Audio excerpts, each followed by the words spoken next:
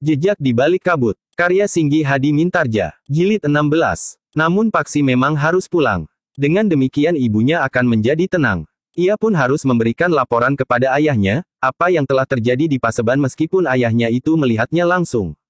Sejenak kemudian, Paksi pun berjalan menuntun kudanya di halaman rumahnya. Kuda berwarna kelabu yang besar dan tegar. Kuda-kuda ayahnya tidak ada yang sebaik kuda yang diterimanya dari Pangeran Benawa itu. Jantung Paksi menjadi semakin berdebar ketika ia melihat ayahnya berdiri di pendapa sambil bei tolak pinggang. Dengan lantang ayahnya itu bertanya, "Dari mana kau curi kuda itu?" Paksi berhenti di halaman. Kemudian ia pun menjawab, "Hadiah dari Pangeran Benawa, ayah. Bukankah kau sudah menerima ganjaran dari Kangjeng Sultan sendiri?" "Ya, ayah. Kenapa kau menerima hadiah juga dari Pangeran Benawa?" "Entahlah. Aku tidak tahu, ayah." Ayahnya itu pun kemudian turun dari pendapa sambil bertanya, "Apakah kau dan Pangeran Benawa sengaja mempermainkan aku?" "Tidak, ayah. Sama sekali tidak. Jika suatu saat aku tahu, bahwa kau dan Pangeran Benawa telah mempermainkan aku, maka kau akan sangat menyesal. Pangeran Benawa pun akan menyesal karena aku akan memberitahukan kepada Kangjeng Sultan. Kangjeng Sultan tentu juga merasa sudah dipermainkan pula. Kangjeng Sultan tentu akan bertanya, kenapa cincin itu dapat terlepas dari Pangeran Benawa dan jatuh ke tanganmu, apapun yang kau ceritakannya. Tetapi aku sama sekali tidak mempermainkan ayah. Aku telah melakukan apa yang harus aku lakukan sesuai dengan perintah ayah." Ki Tumenggung termangu-mangu sejenak. Namun ia pun kemudian dengan serta-merta telah berbalik dan kembali naik ke pendapa. Dan bahkan langsung masuk ke ruang dalam. Paksi pun kemudian membawa kudanya ke belakang. Masih ada tempat di kandang kuda. Seorang pekatik, laki-laki yang rambutnya sudah mulai memutih, datang mendekatinya. Sambil mengamati kuda berwarna kelabu itu ia pun berkata, "Kuda yang sangat bagus." "Raden, pemberian Pangeran Benawa, Paman." "Pangeran Benawa?" "Ya, Paman. Pantas sekali, Pangeran Benawa adalah seorang penggemar kuda. Ia mempunyai beberapa ekor kuda. Tentu semuanya kuda yang sangat bagus seperti kuda ini. Beruntung Raden mendapat hadiah seekor kuda dari Pangeran Benawa." Paksi tersenyum. Katanya, "Aku titipkan kuda itu kepada Paman. Aku memang pekatik di sini. Jangan cemas. Aku akan memelihara kuda ini sebaik-baiknya seperti aku memelihara kuda-kuda Ki Tumenggung. Kuda ini akan menjadi kuda terbaik di rumah ini." Paksi masih tersenyum. Katanya, "Aku memang beruntung, Paman." Paksi pun kemudian telah menyerahkan kudanya kepada pekatik itu. Sekilas ia mengamati kuda-kuda lain yang sudah ada di kandang. Agaknya kudanya memang menjadi kuda terbaik. Ketika kemudian Paksi masuk ke ruang dalam lewat serambi samping, maka ibunya telah mendapatkannya. Dipeluknya anaknya itu sambil berkata, "Bukankah kau tidak dihukum, Paksi?" "Tidak, Ibu. Ternyata Kangjeng Sultan tidak menghukum aku. Aku justru mendapat beberapa macam ganjaran."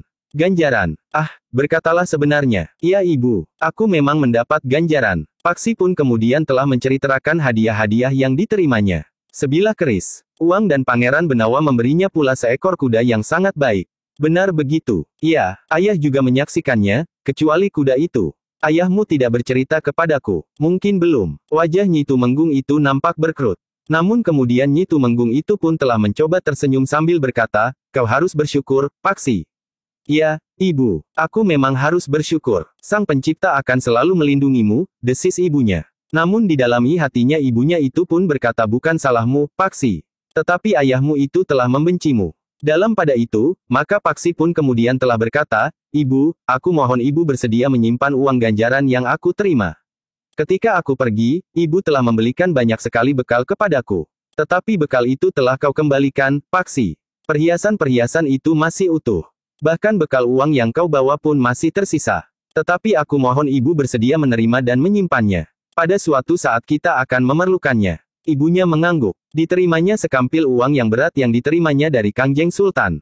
"Keris ini akan aku simpan sendiri, Ibu." Ibunya mengangguk-angguk. Diamatinya keris yang diterima sebagai ganjaran oleh Paksi itu. Keris yang terselip di dalam urangkanya yang terbuat dari emas. Pada hulu keris itu terdapat beberapa butir permata yang berkilat-kilat. "Keris yang sangat mahal," desis ibunya. "Iya, Ibu. Tetapi keris itu tentu bukan sekedar ganjaran, Paksi. Maksud Ibu, bahwa kau menerima ganjaran sebilah keris itu adalah lambang, bahwa kau telah dibebani pula tanggung jawab." Wajah Paksi menegang. Dengan dahi berkerut ia pun bertanya, "Maksud Ibu, bukankah kau menerima keris itu karena kau dianggap sebagai seorang kesatria sejati?" "Iya, Ibu. Nah, kewajiban seorang kesatria sejali tidak berhenti sampai saatnya ia menerima ganjaran.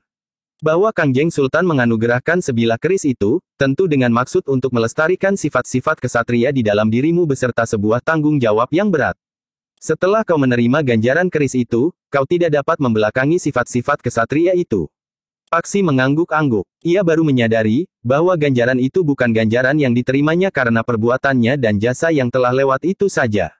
Tetapi ternyata ibunya benar. Keris itu adalah beban yang terletak di pundaknya. Kenapa Ki Marta Brewok tidak mengatakannya? Bertanya Paksi di dalam hatinya. Untunglah bahwa ibunya sempat menerjemahkan maksud Kangjeng Sultan dengan ganjarannya. Karena itu, Paksi, berkata ibunya selanjutnya, kau justru harus menjaga agar sifat-sifat itu tetap ada padamu dan yang lebih penting kau amalkan. Paksi mengangguk sambil berdesis, semoga ibu. Aku mohon restu. Ibunya menepuk bahu anak laki-lakinya. Katanya, aku akan berdoa untukmu, Paksi. Elbunya pun kemudian lelah masuk ke dalam biliknya. Disimpannya uang Paksi dengan baik bersama perhiasan-perhiasannya yang telah dikembalikan oleh Paksi. Bahkan Ki Tumenggung pun tidak akan mudah menemukannya. Dalam pada itu, ketika hal itu didengar oleh kedua adiknya, maka keduanya menjadi bangga keduanya telah menemui Paksi untuk mendengar langsung, bagaimana Paksi menerima ganjaran itu langsung dari Kangjeng Sultan. Kau tentu berdebar-debar, Kakang. Bertanya adiknya perempuan. Paksi tertawa. Katanya, tentu. Sedangkan untuk berada di Paseban aku sudah menjadi gemetar. Untung, keris dan kampil uang itu tidak terjatuh pada sal Kakang menerimanya. Jika kampil uang itu terjatuh dan uangnya bertaburan, maka Kangjeng Sultan akan menjadi ikut sibuk memungut dan mengumpulkan uang itu, sahut adiknya laki-laki. Paksi tertawa. Kedua adiknya pun tertawa. Kak, bisik adiknya, belikan aku cincin, ya Kak. Cincin emas bermata 3. Tidak usah seperti cincin kerajaan. Cincin dengan mata apapun aku mau. Ah, kau potong adik laki-laki Paksi, cincin itu tidak penting. Kakang Paksi akan membelikan aku sebuah busur yang bagus. Aku akan ikut lomba panahan yang diselenggarakan di alun-alun setiap permula mangsa ketiga, saat garengpung mulai berbunyi di pepohonan. Terserah saja kau minta busur. Tetapi aku minta cincin. Baik, baik, sahut Paksi, aku akan menyampaikannya kepada ibu. Kenapa ibu? Uang itu aku titipkan kepada ibu. Bukankah kalian tahu? Iya, tetapi aku minta Kakang Paksi. Tidak minta ibu, desis adiknya perempuan. Paksi tertawa pula. Katanya, baik, baik. Akulah yang akan membelikan kalian. Bagi Paksi, sikap kedua adiknya itu bagaikan titik-titik embun di tanah yang gersang.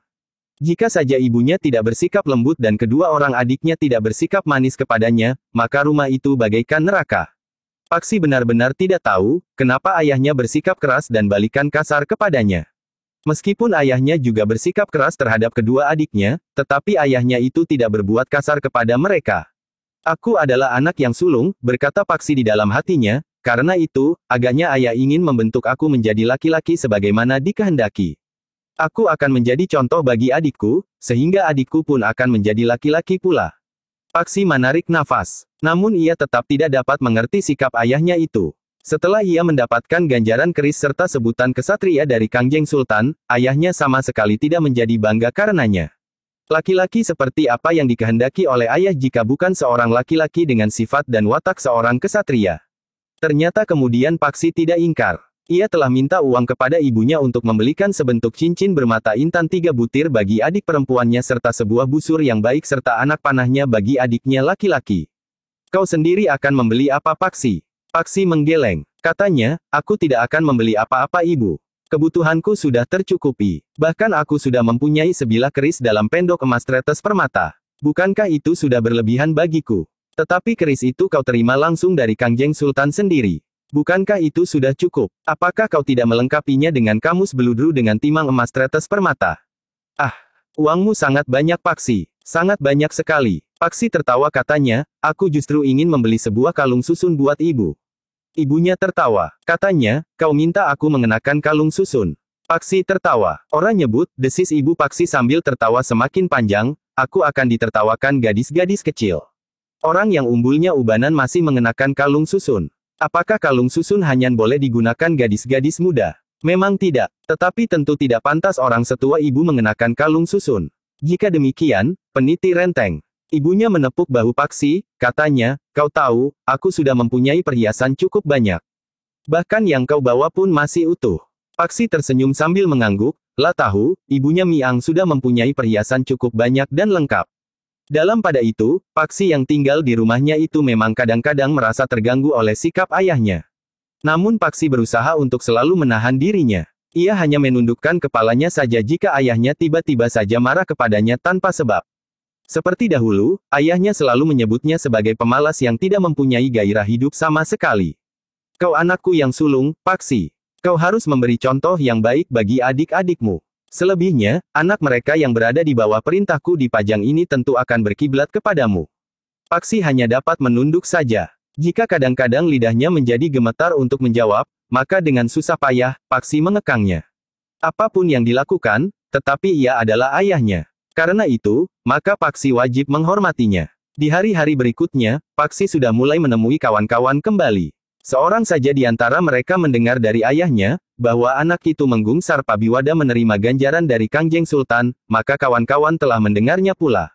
Siapakah yang mengatakan kepadamu? Bertanya Paksi kepada kawannya yang bertanya langsung kepadanya. Ayah, jawab kawannya. Dari mana ayahmu mengetahui? Ayah hadir di Paseban. Paksi mensarik nafas dalam-dalam. Ayah kawannya itu adalah seorang Rangga. Hanya satu kebetulan, jawab Paksi. Jadi selama ini kau telah mengembara? Bertanya kawannya yang lain. Ia sekedar untuk menambah pengalaman serta pengenalan atas hijaunya tanah ini.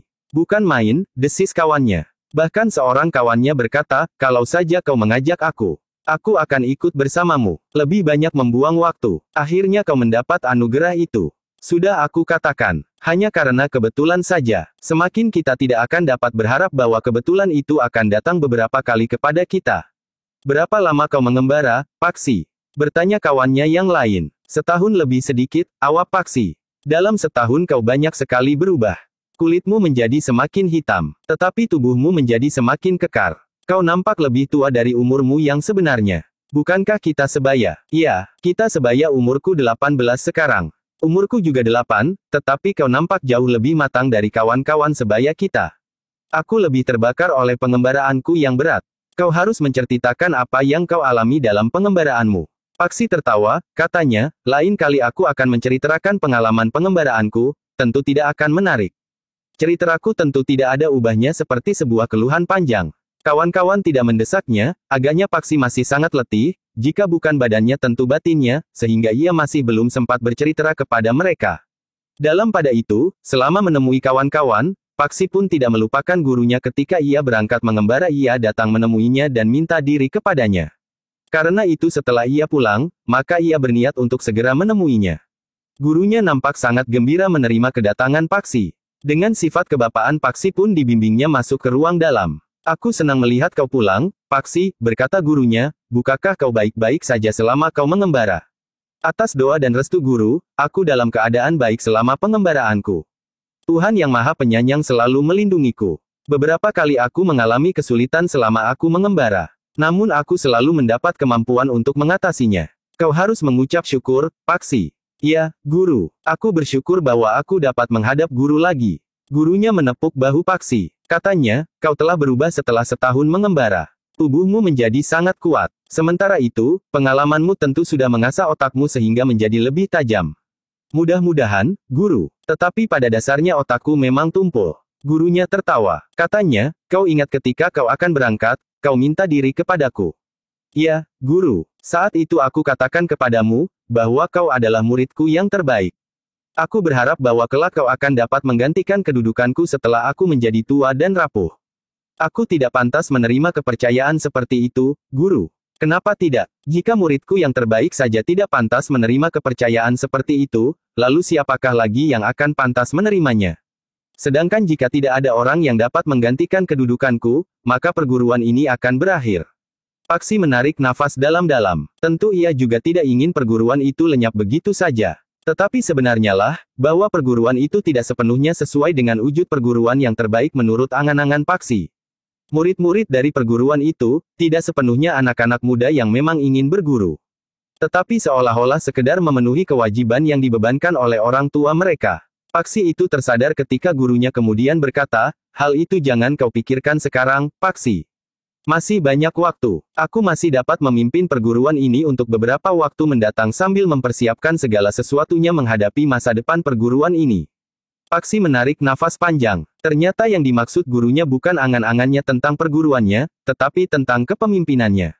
Paksi, berkata gurunya kemudian, setelah lebih setahun kau meninggalkan perguruan ini, aku ingin melihat apakah pengalamanmu telah mematangkan ilmumu.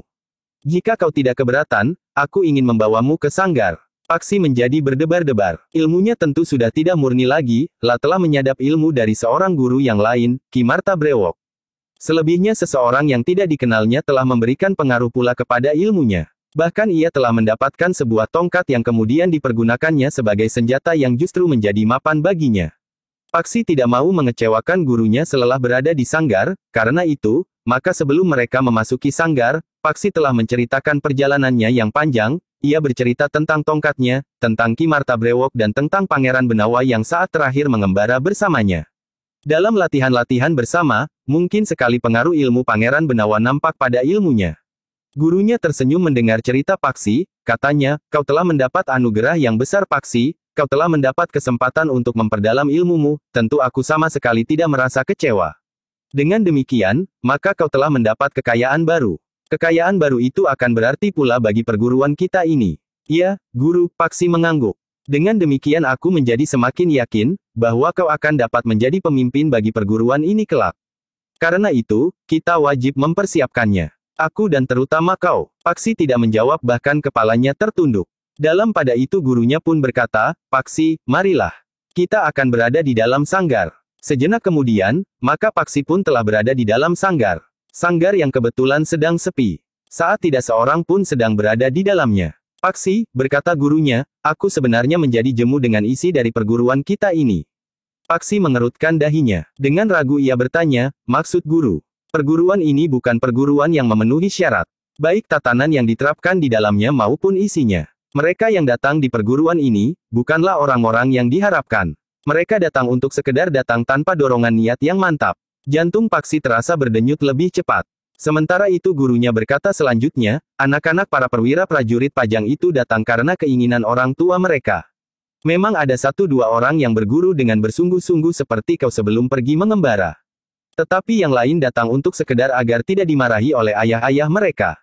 Namun dengan demikian, maka tidak ada kesungguhan yang dapat mendorong mereka untuk menggapai ilmu yang lebih tinggi dari sekedar pantas bagi anak seorang perwira prajurit. Paksi menarik nafas dalam-dalam. Ternyata apa yang dipikirkannya itu telah menggelitik jantung gurunya pula. Memang terbersit suatu kebanggaan di hati Paksi, bahwa pikirannya ternyata sejalan dengan pikiran gurunya, sehingga apabila kelak terjadi perubahan tatanan, gurunya akan mempertanggungjawabkannya. Paksi, berkata gurunya selanjutnya, setidak-tidaknya di perguruan ini akan dipisahkan. Siapakah yang bersungguh-sungguh dan siapakah yang sekedar ikut-ikutan? Aku, sebagai seorang hamba yang ditunjuk untuk memberikan ilmu dasar bagi anak-anak muda dari lingkungan kepemimpinan prajurit Pajang, akan dapat memberikan laporan lebih terperinci dari anak-anak para perwira itu. Paksi hanya mengangguk-angguk saja. Ia sependapat sepenuhnya dengan gagasan gurunya itu. Tetapi gurunya tentu tidak akan dapat merubah tatanan perguruan itu dengan serta-merta, karena perguruan itu didirikan bagi kepentingan para perwira yang ingin melihat anak-anaknya berilmu. Dalam pada itu, maka guru Paksi itu pun kemudian berkata, nah, sekarang bersiaplah. Aku ingin melihat sejauh manakah peningkatan ilmumu selama setahun lebih ini. Paksi pun kemudian telah mempersiapkan dirinya. Dilepasnya bajunya dan disingsingkannya kain panjangnya. Kau tidak membawa tongkatmu? Bertanya gurunya. Tidak guru, jawab Paksi. Baiklah, aku akan menjadi pasanganmu berlatih sekarang, agar dengan demikian aku dapat mengerti sedalam-dalamnya, tetaran ilmumu sekarang. Ingat, agar aku benar-benar dapat menjajaginya, kau harus bersungguh-sungguh. Sejenak kemudian, maka keduanya telah berada di tengah-tengah sanggar sementara gurunya berkata pula, kau dapat mempergunakan apa saja yang ada di dalam sanggar ini Paksi. Di sini ada beberapa jenis senjata. Di sini juga ada beberapa jenis alat-alat yang lain yang dapat kau manfaatkan. Yang penting aku dapat melihat segi-segi kemampuanmu. Kemampuanmu mempergunakan senjata, kesigapanmu memanfaatkan apa saja yang ada di sekelilingmu serta kecepatan penalaranmu menanggapi keadaan yang tiba-tiba. Aku akan mencoba, guru. Demikianlah, maka keduanya pun segera bersiap. Gurunya itulah yang lebih dahulu memancing agar Paksi mulai bergerak. Demikianlah keduanya pun segera terlibat dalam latihan yang semakin lama menjadi semakin cepat. Gurunya tidak sekedar menangkis dan menghindar, tetapi sekali-sekali ia pun bahkan menyerang. Sekali-sekali bahkan serangan gurunya mengenai tubuhnya, sehingga Paksi menyeringai menahan sakit. Namun dengan demikian, Paksi telah terpancing untuk mengeluarkan kemampuannya. Latihan itu pun kemudian berlangsung semakin sengit. Serangan guru Paksi itu menjadi semakin sering mengenai tubuh Paksi. Kemudian di tempat-tempat yang berbahaya, sehingga Paksi menjadi benar-benar kesakitan. Beberapa kali Paksi berloncatan surut untuk menghindari serangan-serangan yang datang beruntun. Bahkan akhirnya Paksi menjadi terkurung dan tersudut di ujung sanggar. Namun serangan-serangan gurunya itu tidak mereda. Dalam keadaan tersudut Paksi menjadi semakin sulit untuk menghindari serangan-serangan gurunya. Beberapa kali Paksi terdorong dan tersandar di sudut dinding. Betapapun Paksi berusaha, namun ia tidak dapat melepaskan diri dari sudut sanggar. Namun tiba-tiba terngiang-ngiang kata-kata gurunya, bahwa ia dapat mempergunakan segalanya yang ada di sanggar itu. Ketika serangan gurunya datang lagi membadai, maka tiba-tiba saja Paksi pun meloncat, menggapai palang bambu yang menyilang. Kaki Paksi pun segera terayun sementara tubuhnya terlempar beberapa langkah dari sudut sanggar. Gurunya dengan cepat menanggapi sikap Paksi. Ia pun segera berputar dan siap meloncat memburu Paksi. Namun demikian ia berputar, maka serangan Paksi pun datang dengan derasnya. Kaki Paksi terjulur dengan sepenuh kekuatannya menyerang ke arah dada. Gurunya terkejut mendapat serangan yang demikian cepatnya. Namun dengan sigap gurunya menyilangkan tangannya di dadanya. Ketika terjadi benturan, gurunya surut setapak. Namun ternyata hanya merupakan ancang-ancang untuk mengerahkan tenaganya, mendorong kaki Paksi yang mengenai tangannya yang bersilang itu. Paksi lah yang kemudian terdorong. Kakinya yang membentur tangan gurunya yang bersilang itu seakan-akan telah terpantul dengan kuatnya. Paksi berputar sekali di udara. Kemudian ia jatuh pada kedua kakinya. Demikian kakinya menyentuh tanah, maka Paksi pun telah bersiap menghadapi segala kemungkinan. Sebenarnya lah, gurunya telah menyerangnya pula. Semakin lama serangan-serangannya menjadi semakin sengit. Karena itu, maka Paksi pun harus berloncatan menghindar dan sibuk menangkis. Benturan-benturan telah terjadi. Semakin lama semakin sering. Hampir seluruh tubuh Paksi rasa-rasanya telah tersentuh serangan gurunya yang semakin cepat dan keras. Tulang-tulangnya menjadi nyeri sedangkan persendiannya rasa-rasanya menjadi lemah. Namun Paksi tidak dapat berhenti. Gurunya masih menyerangnya terus. Bahkan gurunya semakin lama semakin meningkatkan ilmunya pula. Dengan demikian Paksi pun harus mengerahkan kemampuannya, sehingga akhirnya sampai ke kemampuan puncaknya. Dengan demikian, maka latihan itu menjadi semakin seru. Dalam puncak kemampuannya, Paksi mampu memberikan perlawanan yang berarti. Bahkan sekali-kali serangan Paksi mampu menyentuh tubuh gurunya. Namun tekanan yang berat membuat Paksi sekali-kali meloncat ke atas balok-balok gelugu yang ditanam berdiri tegak dengan ketinggian yang tidak sama, sekali-kali meloncati palang-palang bambu, berayun dan bahkan bergayut pada kerangka atap sanggar itu. Tetapi dengan mengerahkan segenap kekuatan dan kemampuannya, maka keringat Paksi seakan terperas dari tubuhnya.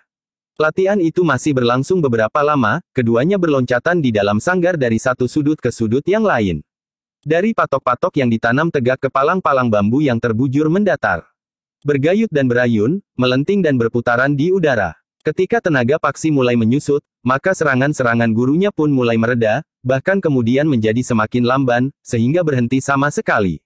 Paksi berdiri dengan nafas terengah-engah, namun ternyata bahwa penjajagan itu masih belum selesai, dengan nada berat gurunya pun berkata, "Paksi, ambil senjata apa saja yang kau inginkan." Paksi termangu-mangu sejenak, namun agaknya gurunya pun bersungguh-sungguh. Bahkan ketika Paksi masih berdiri termangu-mangu, maka gurunya lah yang lebih dahulu mengambil senjata. Sebuah pedang yang tidak terlalu panjang. "Cepat, aku akan segera mulai. Jika kau terlambat, bukan tanggung jawabku." Untuk beberapa saat Paksi masih termangu-mangu. Namun tiba-tiba saja gurunya meloncat sambil menjulurkan pedangnya langsung ke arah dada. Paksi memang agak terkejut, namun dengan tangkasnya ia pun meloncat ke samping. Sebelum gurunya menyerang lagi, maka Paksi pun segera meloncat memungut senjata yang berada di sudut sanggar. Sebuah tongkat. Agaknya karena kebiasaannya ia bersenjata tongkat, maka di luar sadarnya, ia pun telah memungut tongkat pula dari antara kumpulan senjata itu. Beberapa saat kemudian, maka keduanya telah terlibat lagi dalam latihan yang berat, sementara tenaga Paksi sudah mulai menyusut. Sedangkan serangan-serangan gurunya justru datang membadai. Dengan mengerahkan daya tahannya, Paksi memberikan perlawanan sejauh dapat dilakukan. Bahkan sekali-sekali Paksi sempat juga menyerang. Seperti kata gurunya, ia memang harus bersungguh-sungguh. Namun akhirnya, gurunya telah meloncat mengambil jarak. Dengan tangannya gurunya memberikan isyarat untuk menghentikan latihan yang berat itu. Nafas Paksi menjadi semakin deras mengalir. Namun gurunya pun kemudian memberikan isyarat pula kepadanya, untuk mengatur pernafasannya sebagaimana dilakukan oleh gurunya. Baru beberapa saat kemudian, gurunya itu pun berdesis, luar biasa, Paksi. Dalam waktu setahun, ilmumu sudah maju demikian pesatnya. Seandainya kau hanya berguru kepadaku, aku tidak akan sanggup mendorongmu untuk melakukan loncatan sepanjang yang lelah kau lakukan. Paksi tidak menjawab. Kepalanya menunduk. Dengan nada berat Paksi berkata, aku mohon guru menunjukkan kepadaku, apakah yang sebaiknya aku lakukan. Gurunya menepuk bahu Paksi sambil berkata, kau akan sering datang di sanggar ini lagi, Paksi. Karena itu, aku tidak tergesa-gesa untuk berbicara tentang langkah-langkah yang harus kau lakukan. Tetapi kau telah membuat aku semakin yakin, bahwa kau harus dipersiapkan untuk memimpin perguruan ini di masa mendatang. Tetapi seperti aku katakan, perguruan ini harus berubah. Paksi tidak segera menyahut, tetapi kepalanya justru menunduk semakin dalam. Nah, beristirahatlah Paksi, aku justru menjadi kagum kepadamu. Bukan saja kemampuanmu dalam olah kanuragan sudah menjadi mapan, kau pun sudah mendalami laku untuk menguasai yang tinggi. Kau tentu tidak akan mempergunakan dalam latihan penjajagan ini.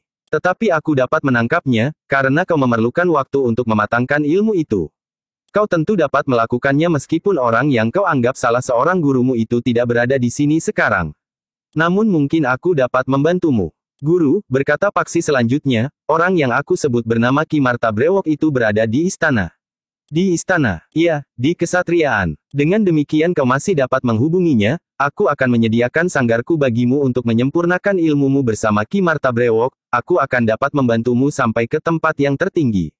Paksi mengangguk-angguk hormat sambil berkata, terima kasih guru, aku memang masih dapat menghubungi Ki Marta Brewok. Tetapi apakah aku masih akan dapat selalu datang ke sanggar, inilah yang merisaukan aku. Kenapa, guru, ayahku kadang-kadang bersikap aneh. Aku tidak mengerti apakah yang sebenarnya dikehendaki atas diriku. Kadang-kadang aku merasa bahwa ayah tidak senang aku berada di rumah. Mungkin memang ada sesuatu yang tidak kau pahami. Tetapi seandainya kau harus pergi, maka kau akan dapat tinggal di sini. Paksi menarik nafas panjang. Sekali lagi ia berkata, terima kasih guru. Tetapi jika ayah memerintahkan kepadaku untuk melakukan satu tugas tertentu, maka aku tentu tidak akan dapat tinggal di sini. Jangan berprasangka, Paksi. Mudah-mudahan kau tidak harus pergi lagi. Jika cincin itu pernah menjadi alasan ayahmu mengusirmu, sekarang tentu tidak lagi. Cincin itu sudah berada di istana. Ayahmu tentu tidak akan berani memerintahkan kepadamu dan kepada siapapun untuk mengambil cincin itu. Paksi mengangguk-angguk. Katanya, mudah-mudahan guru. Aku akan merasa sangat senang jika aku mendapat kesempatan cukup luas untuk sering berada di sanggar ini. Jika kau sempat, Paksi, temuilah Ki Marta Brewok. Aku mempersilahkannya singgah di sanggarku yang buruk ini. Kehadirannya akan sangat berarti bagiku. Tentu juga bagimu. Ya, guru. Aku akan menemui Ki Marta Brewok di Kasatrian. Nah, sekarang kita akan beristirahat. Setelah keringatmu kering, barangkali kau akan mandi lebih dahulu. Bukankah dahulu kau terbiasa mandi di sini? Pakiwan itu masih berada di tempatnya. Sumur itu airnya masih jernih seperti dahulu. Paksi tertawa. Katanya, ya, guru. Aku akan mandi. Sejenak kemudian Paksi sudah berada di belakang sanggar. Terdengar senggot timba berderit ketika Paksi kemudian mengisi jambangan di Pakiwan. Namun sambil menimba, Paksi sempat merenungi latihan penjajagan yang baru saja dilakukan. Ia adalah murid yang sudah lama berguru kepada gurunya itu. Namun setelah ia pulang dan pengembaraan, rasa-rasanya ia mengenali sesuatu yang baru pada gurunya. Unsur-unsur dari ilmunya yang dahulu belum pernah dikenalinya. Mungkin dahulu, setahun yang lalu, guru masih menganggap aku belum waktunya untuk diperkenalkan dengan unsur-unsur gerak itu. Namun sekarang, setelah guru menganggap ilmuku semakin maju, maka unsur-unsur gerak itu mulai muncul, berkata Paksi di dalam hatinya selagi tangannya sibuk menarik senggot timba. Tetapi bukan hanya pengenalannya yang baru itu saja yang telah direnunginya. Apa yang dikenalinya pada gurunya itu? Rasa-rasanya telah pernah dikenalinya pula di sepanjang pengembaraannya selama setahun lebih sedikit itu. Ah, tentu saja sebuah kemiripan sifat dan watak dari unsur-unsur gerak itu, berkata Paksi di dalam hatinya, tetapi mungkin unsur-unsur gerak itu bersumber dari mata air yang sama tetapi sudah mengalami perkembangan yang berbeda setelah menempuh alur perjalanan panjang. Paksi pun kemudian tidak memikirkannya lagi. Tangannya masih sibuk dengan senggot timbanya. Namun beberapa saat kemudian, jambangan di Pakiwan itu pun sudah menjadi penuh. Ketika Paksi akan memasuki Pakiwan, ia pun tertegun. Seorang yang pernah dikenalnya sebelum ia pergi, datang mendatanginya, seseorang yang telah lama berada di perguruan itu. Paksi, desis orang itu, bukankah kau Paksi Pamekas? Iya, Paman, jawab Paksi. Orang itu mendekatinya sambil menepuk bahunya. Katanya, sudah lama sekali kau tidak nampak Paksi. Apakah kau sedang bepergian jauh?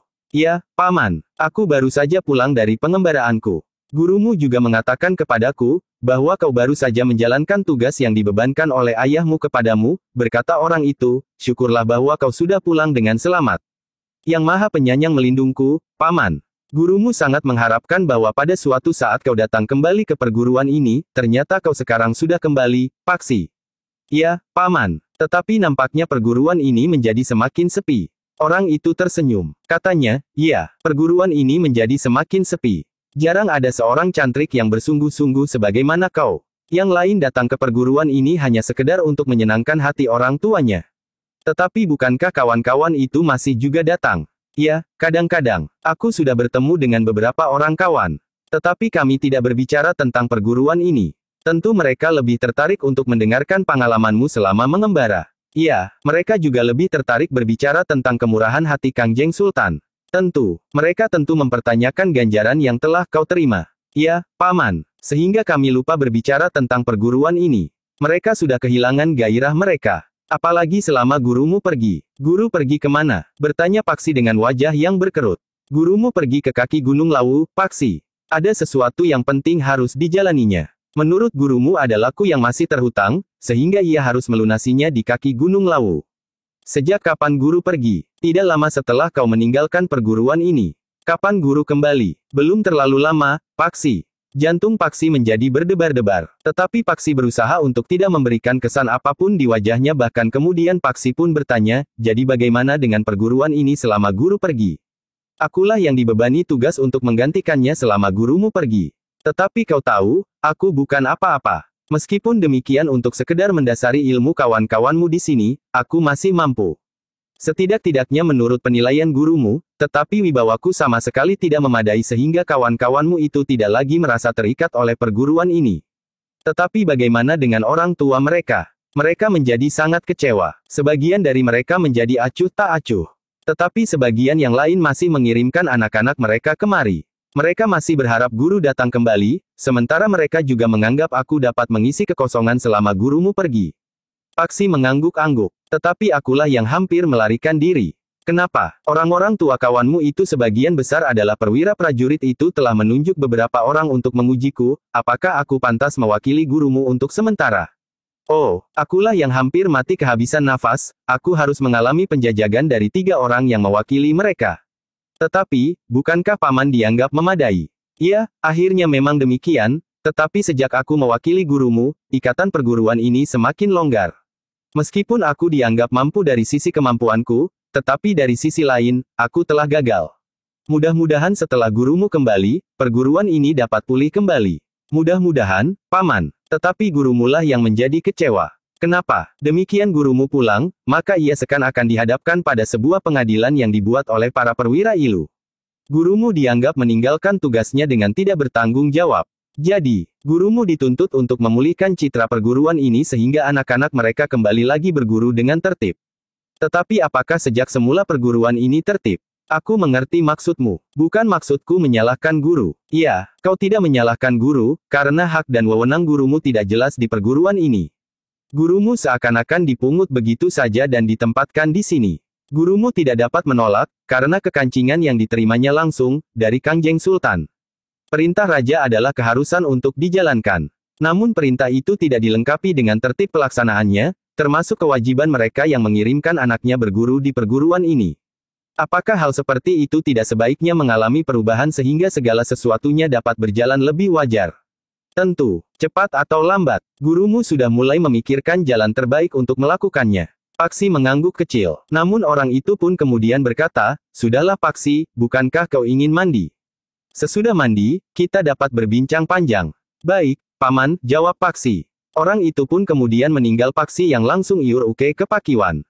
Paksi termangu-mangu sejenak. Cerita orang itu sangat menarik perhatiannya. Orang itu memang pembantu dekat gurunya. Tetapi menurut pendapat Paksi, orang itu masih belum cukup untuk menggantikan gurunya, melatih kawan-kawan yang berguru di perguruan itu. Tetapi sekedar untuk mengisi kekosongan, mungkin orang itu dapat melakukannya. Guru telah meninggalkan perguruan ini selama setahun, tetapi tidak lama setelah aku meninggalkan perguruan ini. Dan baru kembali beberapa saat sebelum aku kembali. Namun Paksi itu pun kemudian berdesis, tetapi guru pergi ke kaki Gunung Lawu.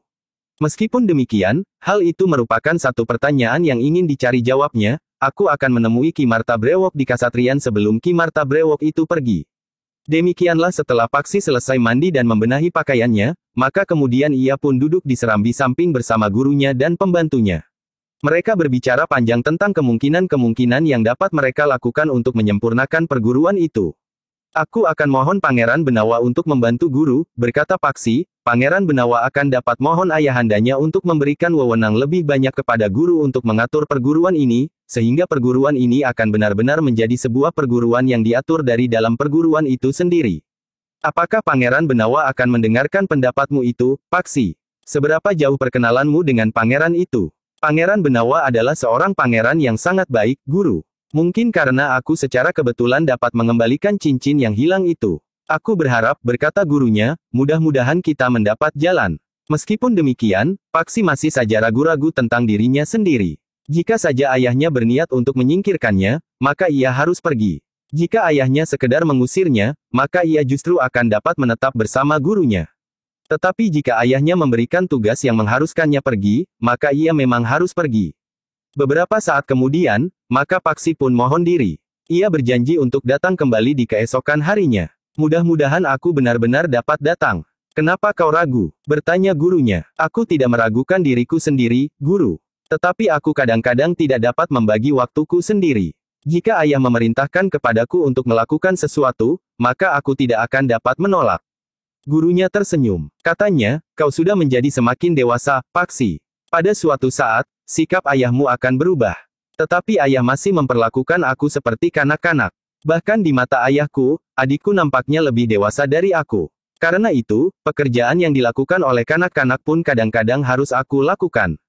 Kau harus bersabar, Paksi. Semuanya itu akan dapat menjadi laku bagimu untuk mencapai cita-citamu di masa depan. Paksi mengangguk kecil sambil menjawab, mudah-mudahan, guru. Tetapi aku sendiri tidak pernah meyakini satu cita-cita di masa depanku.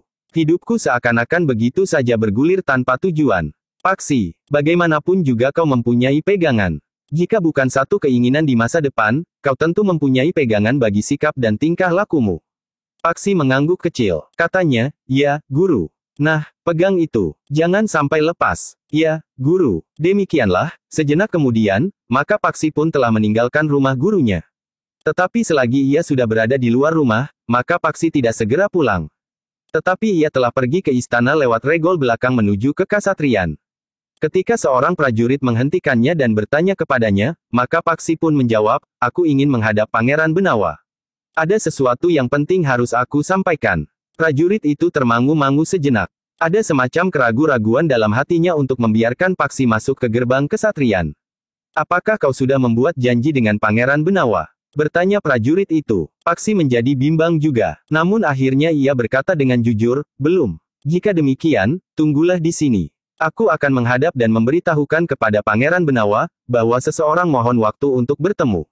Baik, jawab Paksi. Siapa namamu? Paksi Pamekas, prajurit itu termangu-mangu sejenak. Ia mendengar dari beberapa orang tentang seorang anak muda yang bernama Paksi Pamekas yang telah menerima beberapa ganjaran dari Kangjeng Sultan.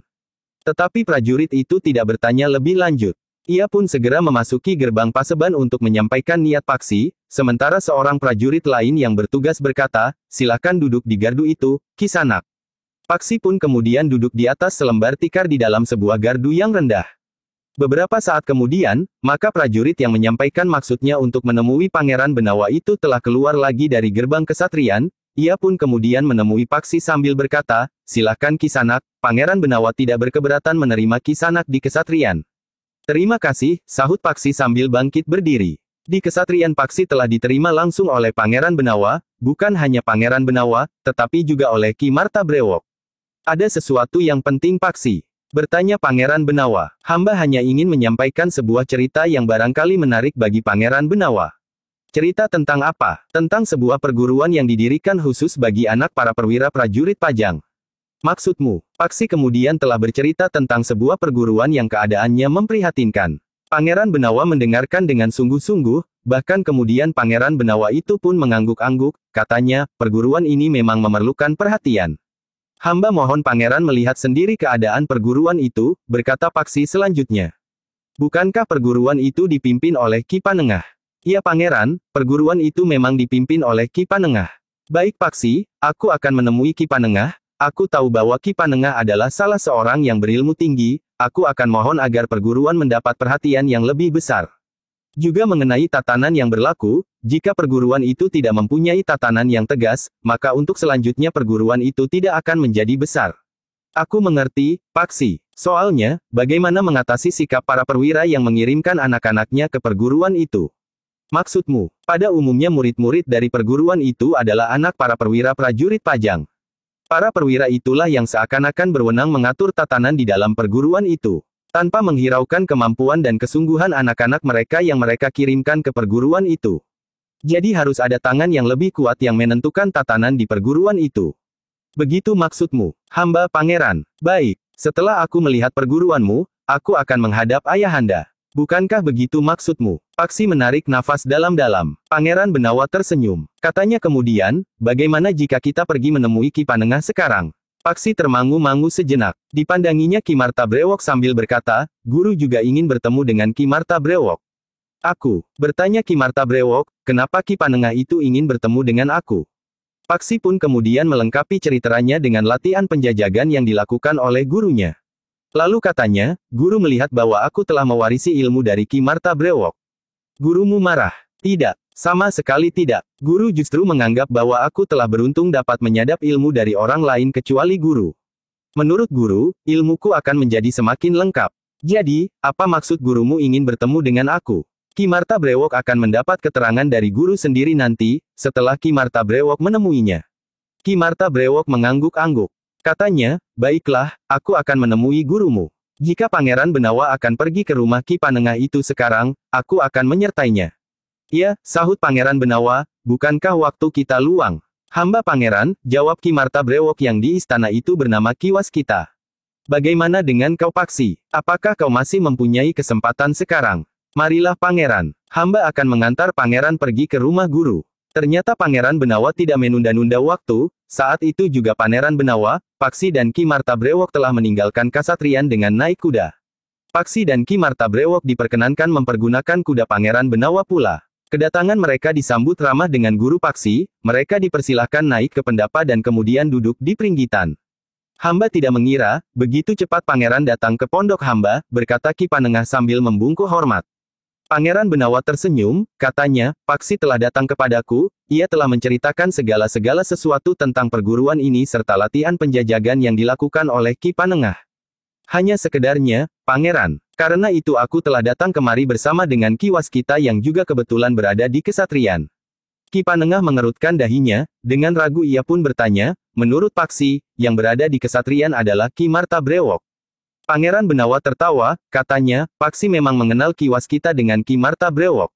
Hamba mohon maaf Pangeran, desis Ki Panengah. Kepada Ki Marta Brewok, Ki Panengah pun berkata, aku mohon maaf, Ki Waskita. Aku tidak mengerti bagaimana aku harus menyebut. Terserah saja, Ki Panengah. Bagiku tidak ada bedanya, apakah aku dipanggil Ki Waskita atau Ki Marta Brewok. Baiklah aku memanggil sebutan yang sebenarnya, Ki Waskita. Aku mohon maaf, bahwa Paksi selama ini telah menyebut dengan Ki Marta Brewok. Bukan salahnya, aku memang memperkenalkan diriku dengan nama Ki Marta Brewok. Ki Panengah tersenyum sambil berkata kepada Paksi, sebaiknya kau sekarang tidak menyebutnya dengan Ki Marta Brewok, Paksi. Sebaiknya kau juga memanggil dengan nama Ki Waskita. Bukankah itu lebih pantas? Ki Waskita justru tertawa. Katanya, ia sudah terbiasa memanggilku Ki Marta Brewok. Biarlah ia tetap menyebutku dengan nama itu. Aku juga merasa lebih mapan dipanggil Paksi dengan sebutan Ki Marta Brewok. Ki Panengah dan Ki Marta Brewok pun tertawa pula. Paksi juga tertawa pendek. Tetapi rasa-rasanya ada sesuatu yang aneh pada kedua orang gurunya. Apalagi ketika kemudian Ki Panengah itu pun berkata, Paksi, duduklah kau di sini. Aku yang telah menjajagi ilmumu, akan berbicara langsung dengan Ki Waskita. Mungkin akan terdapat satu kesimpulan yang akan sangat berarti bagimu. Paksi termangu-mangu sejenak. Namun Pangeran Benawa pun kemudian berkata, aku akan menemanimu duduk di sini, Paksi. Biarlah kedua orang yang telah mewariskan ilmunya kepadamu itu membicarakan kemungkinan-kemungkinan yang barangkali sangat berarti bagimu. Ampun, Pangeran, sahut Paksi, yang hamba maksudkan pertama-tama adalah pembicaraan tentang perguruan ini. Tentang masa depannya serta tatanan yang terbaik. Bukan tentang diri hamba sendiri. Pangeran Benawa mengangguk-angguk. Katanya, keduanya juga tentu akan membicarakan kemungkinan itu. Kita percayakan saja kepada mereka yang telah memiliki pengetahuan dan pengalaman yang luas. Paksi menarik nafas dalam-dalam. Sementara Pangeran Benawa itu pun kemudian berkata, silahkan Ki Panengah. Mudah-mudahan pembicaraan antara Ki Panengah dan Ki Waskita akan menghembuskan angin yang segar bagi perguruan serta bagi Paksi Pamekas. Demikianlah, maka kedua orang guru Paksi itu pun segera masuk ke ruang dalam Paksi yang duduk di peringgitan bersama Pangeran Benawa itu. Seakan-akan tanpa sengaja telah menerapkan Aji Sapta Pangrungu. Paksi masih mendengar suara tertawa di belakang pintu peringgitan, namun suara-suara berikutnya seakan-akan telah tertutup bagi telinganya walaupun ia mengeterapkan Aji Sapta Pangrungunya. Tentu Ki Marta Brewok telah memberikan isyarat kepada gurunya, kedua-duanya mempunyai kemampuan menyerap bunyi, sehingga pembicaraan itu hanya mereka dengar berdua atau mereka telah pergi ke sanggar, sehingga telah melampaui jarak jangkau Aji Sapta Pangrungunya.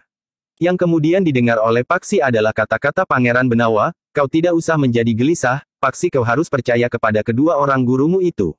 Tentu Pangeran, jawab Paksi, hamba percaya kepada keduanya. Tetapi yang kurang enak di hati hamba, justru bahwa kedua orang guru hamba itu lebih memikirkan hamba daripada perguruan ini. Perguruan ini memang memerlukan pembenahan Paksi. Pembenahan itu tentu saja tidak sekedar pada tatanannya, pada tata tertibnya, tetapi juga pada orang-orang yang menangani perguruan ini. Maksud Pangeran, bukankah yang menangani perguruan ini adalah guru Ki Panengah? Iya, tentu Ki Panengah tidak dapat membenahinya sendiri. Di perguruan ini ada Paman Windu, yang selama ini membantu menangani perguruan ini. Bahkan ketika guru pergi ke kaki Gunung Lawu, Paman Windulah yang mewakilinya. Gurumu pergi ke kaki Gunung Lawu. Paksi termangu-mangu sejenak. Namun kemudian ia menggeleng, hamba tidak tahu, Pangeran. Menurut Paman Windu, guru telah pergi ke kaki Gunung Lawu. Waktunya hampir sama dengan waktu pengembaraanku. Pangeran Benawa mengerutkan dahinya, sementara Paksi berkata selanjutnya, guru berangkat beberapa saat setelah hamba pergi mengembara. Guru kembali ke perguruan ini hampir bersamaan waktunya dengan kedatangan hamba kembali di rumah orang tuaku. Satu kebetulan, desis Pangeran Benawa. Tentu satu kebetulan, sahut Paksi. Pangeran Benawa mengerutkan dahinya. Paksi memang lantip. Agaknya Paksi menghubungkan kepergian gurunya dengan pengembaraannya. Sementara kedua gurunya berbicara di ruang dalam, maka Pangeran Benawa berbincang dengan Paksi tentang kemungkinan-kemungkinan bagi perguruan yang dipimpin oleh Ki Panengah itu. Kau benar Paksi, tidak ada ikatan apa-apa di sini. Tetapi kau juga benar, bahwa ini bukan salah gurumu. Para perwira mengirimkan anak-anaknya berguru pada Ki Panengah terlalu banyak ikut campur.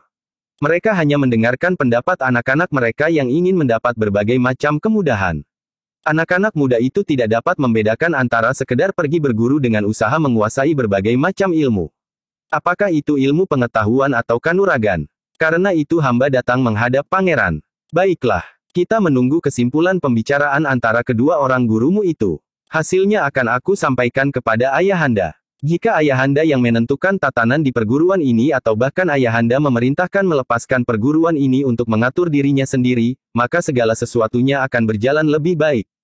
Hamba Pangeran, hamba sangat mengharapkan, meskipun kata guru, segala sesuatunya tidak akan dapat dilakukan dengan serta-merta.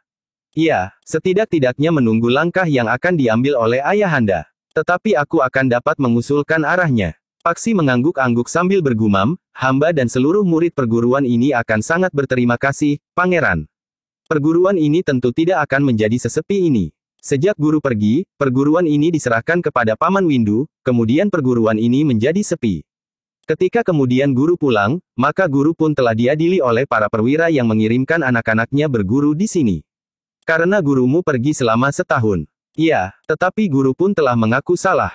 Para perwira itu telah memerintahkan kepada guru untuk memperbaiki citra perguruan ini, agar anak-anak mereka bersedia untuk berguru lagi. Nampaknya mulai permulaan bulan, guru akan mulai lagi. Tetapi sebaiknya sekaligus perguruan ini mengeterapkan tatanan baru. Bukankah itu tergantung pada keputusan Kangjeng Sultan? Pangeran Benawa mengangguk-angguk. Ternyata pembicaraan antara kedua orang yang dianggap guru oleh Paksi itu tidak terlalu lama. Selagi Paksi dan Pangeran Benawa masih berbincang tentang perguruan itu, keduanya pun kemudian telah keluar dari ruang dalam. Demikian mereka duduk bersama Pangeran Benawa dan Paksi, maka Pangeran Benawa pun bertanya, apakah sudah ditemukan satu kesimpulan? Rencana Ki Panengah sudah baik, Pangeran, jawab Ki Waskita, demikian aku mendengar rencananya, maka aku pun segera menyetujuinya. Karena itu, kami tidak memerlukan waktu yang panjang. Apakah Ki Waskita benar-benar sependapat, atau sekedar pembicaraan itu cepat selesai? Ki Waskita tertawa berkepanjangan, sehingga tubuhnya terguncang-guncang. Katanya, Pangeran memang aneh. Tetapi barangkali kedua-duanya. Ki Panengah pun tersenyum. Katanya, bagaimanapun juga, kesimpulannya memang sangat memuaskan bagi kami. Entah bagi pihak yang lain. Pangeran Benawa pun tertawa pula. Katanya, mudah-mudahan pihak lain juga menjadi puas karenanya. Setidak-tidaknya dengan bekal ini aku akan dapat menghadap ayahanda. Paksi mengerutkan dahinya. Paksi pun ikut tertawa pula. Tetapi ada kesan yang lain dari pembicaraan itu. Rasa-rasanya, Ki Panengah dan Ki Waskita sudah bukan lagi orang yang baru saja berkenalan.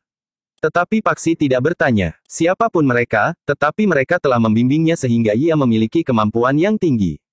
Bahkan keduanya juga memberikan pengetahuan bukan saja ilmu kanuragan, tetapi juga ilmu yang lain. Beberapa saat kemudian, maka Pangeran Benawa pun telah mohon diri. Demikian pula Ki Waskita dan Paksi. Kau harus pergi ke Kasatriyan dahulu, Paksi, berkata Pangeran Benawa. Ya, Pangeran. Hamba harus mengembalikan kuda Pangeran. Meskipun mungkin pulang ke rumahmu dan pergi ke Kesatriyan, justru lebih dekat pulang ke rumahmu.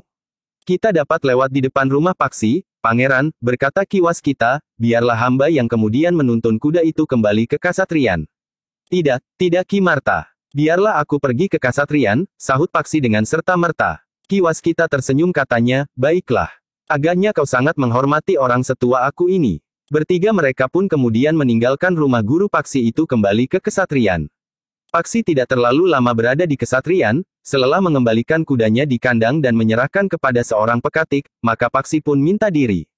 Sering-sering datang kemari, Paksi, berkata Pangeran Benawa. Hamba Pangeran. Hamba ikan sering datang mengunjungi Pangeran. Beberapa saat kemudian, Paksi pun telah meninggalkan Kesatriyan.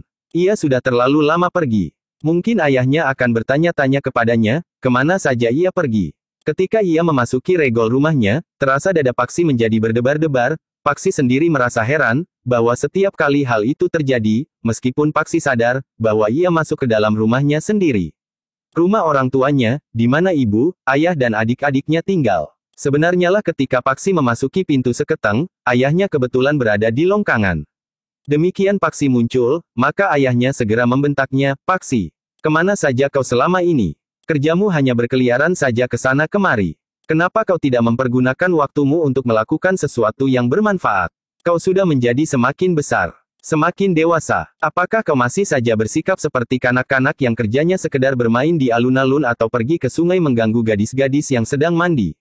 Kau tidak boleh membanggakan dirimu sebagai anak seorang tumenggung, sehingga kau boleh berlaku apa saja di hadapan rakyat kecil. Paksi tidak memotong kata-kata ayahnya. Dibiarkannya ayahnya membentak-bentak, baru kemudian setelah ayahnya selesai, Paksi menyahut, ayah. Aku baru saja pergi menemui guru. Aku ingin kembali ke perguruan setelah hampir setahun aku meninggalkannya. Bermacam-macam pertanyaan harus aku jawab. Bahkan guru juga ingin mendengar kisah pengembaraanku. Meskipun selama lebih dari setahun kau pergi, tidak ada artinya sama sekali bagi peningkatan ilmumu. Gurumu juga pergi setahun. Ia begitu saja meninggalkan perguruan tanpa bertanggung jawab sama sekali. Guru baru akan mulai lagi. Gurumu adalah jenis orang yang sangat mementingkan diri sendiri. Tetapi bukankah ayah yang mengirimkan aku untuk berguru kepadanya bersama beberapa orang kawanku? Kau ingin menyalahkan aku? Tidak ayah. Tetapi sejak permulaan bulan depan, gurumu tidak akan dapat bermalas-malasan lagi. Ia harus benar-benar bekerja keras. Melatih cantrik-cantriknya sehingga menjadi anak-anak muda yang berilmu. Sebelumnya, gurumu bekerja sesuka hatinya. Berapa tahun kau berguru kepadanya? Dan apa yang sudah kau dapatkan selain kemalasan? Ayahnya berhenti sejenak. Lalu kalanya pula, kau anak seorang prajurit Paksi. Meskipun kau kelak tidak menjadi seorang prajurit, tetapi kau harus memiliki ilmu kanuragan seperti kawan-kawanmu. Jika kau tidak terlalu malas, maka di bawah asuhan gurumu yang sama, kau seharusnya memiliki ilmu yang seimbang dengan yang dimiliki oleh kawan-kawanmu. Paksi tidak menjawab. Bahkan ia pun telah menundukkan kepalanya. Baru setelah ayahnya puas, maka Paksi pun melangkah masuk ke serambi samping. Paksi tertegun ketika ia melihat kedua orang adiknya berada di serambi. Kenapa ayah marah-marah saja? Entahlah. Mungkin ada satu persoalan yang belum terpecahkan. Mungkin di tempat tugas ayah. Mungkin dengan kawan-kawan atau mungkin ada persoalan-persoalan yang tidak teraba. Adik-adiknya menarik nafas. Adiknya yang perempuan kemudian berkata, bukankah Kakang tidak apa-apa? Tidak, aku tidak apa-apa. Kakang memang pergi terlalu lama, ibu juga menjadi gelisah menunggu kedatangan Kakang. Ibu di mana sekarang? Di dapur, Kakang. Di dapur. Iya, ibu sedang membuat makanan. Paksi mengangguk-angguk. Sementara itu adiknya perempuan bergayut di lengannya sambil berkata, bukankah Kakang tidak marah kepada ayah? Tidak, tentu tidak. Ayahlah yang marah kepadaku. Maksudku, Kakang tidak mendendam. Tidak, maksudku aku dan kalian berdua, harus menghormati ayah dan ibu. Jika ayah atau ibu marah kepada kita, di balik kemarahannya itu tentu mengandung maksud yang baik. Adiknya mengangguk-angguk. Namun kemudian ia pun berkata, cincin yang kau belikan agak kebesaran, Kakang. Tetapi tidak apa-apa, nanti juga aku bertambah besar. Kau kira kau sekarang belum besar, desis adik laki-laki Paksi. Adik perempuannya, yang bergayut pada tangan Paksi berhenti. Ketika ia berpaling, adik laki-laki Paksi itu segera melangkah pergi. Justru masuk ke ruang dalam sambil berdesis, kau mau membujuk untuk dibelikan apa lagi? Ketika adik perempuannya mengejarnya, adik laki-laki Paksi itu berlari cepat-cepat menjauh. Paksi tertawa. Ia merasa senang berada di antara kedua adiknya. Dan bahkan Paksi merasa tenang jika ia duduk bersama ibunya. Namun ayahnya kadang-kadang membuat Paksi kebingungan. Dalam pada itu, adalah di luar kesadaran Paksi jika seseorang memperhatikan Paksi sejak ia masuk ke kesatrian. Kemudian keluar lagi bersama Pangeran Benawa dan Ki Waskita. Orang itu juga memperhatikan Paksi saat Paksi kembali ke kesatrian untuk mengembalikan kuda yang dipinjamnya dari Pangeran Benawa. Sewaktu Paksi keluar dari kesatrian, maka orang itu telah menghadap Haryawisaka dan memberikan laporan tentang kehadiran anak muda itu. Kau yakin bahwa anak Tumenggung itu masuk ke kesatrian? Aku sedang bertugas membersihkan halaman kesatrian, jawab orang itu. Berapa lama kau membersihkan halaman sehingga kau melihat anak itu datang, pergi, datang lagi dan pergi lagi? Semuanya itu terjadi dalam waktu yang tidak terlalu lama. Kemana saja mereka pergi? Aku tidak tahu. Mereka tentu hanya mencoba seekor kuda yang baru dibeli. Pangeran Benawa adalah seorang penggemar kuda. Orang yang berada di kesatrian itu agaknya seorang belantik kuda. Paksi, ia ikut-ikutan bermain kuda. Bukankah Pangeran Benawa telah memberinya seekor kuda berwarna kelabu yang bagus dan tegar? Orang yang memberikan laporan itu mengangguk-angguk. Katanya, mungkin sekali. Aku memang tidak akan dapat mengikuti dan mengamatinya kemana mereka pergi. Aku akan berbicara kepada ayahnya meskipun aku tidak dapat mempercayai ayahnya sepenuhnya. Sebenarnya lah seperti yang dikatakannya, di keesokan harinya, Haryawisaka telah menemui Ki Tumenggung Sarpa Biwada. Dengan nada dalam Haryawisaka itu pun bertanya, kemana saja anakmu pergi? Menurut keterangannya ia pergi menemui gurunya. Hanya menemui gurunya. Ia hanya mengatakan bahwa ia telah menemui gurunya. Ia tidak mengatakan bahwa anakmu telah pergi ke kesatrian. Kemudian pergi bersama-sama dengan Pangeran Benawa dan Ki Waskita yang tua itu. Tidak, bertanyalah kepada anakmu, kemana saja ia pergi bersama Pangeran Benawa. Ki Tumenggung termangu-mangu sejenak. Tetapi sebelum sempat menjawab, Haryawisaka telah meninggalkannya sambil berkata, hati-hati dengan anakmu itu. Aku minta Ki Tumenggung menghubungi aku segera. Ki Tumenggung tidak menjawab karena Haryawisaka sama sekali tidak berpaling lagi. Dengan geram Ki Tumenggung Sarpa Biwada itu bergumam, anak tidak tahu diri. Ia mulai bertingkah. Ketika lewat tengah hari Ki Tumenggung pulang, ternyata Paksi juga baru saja pulang.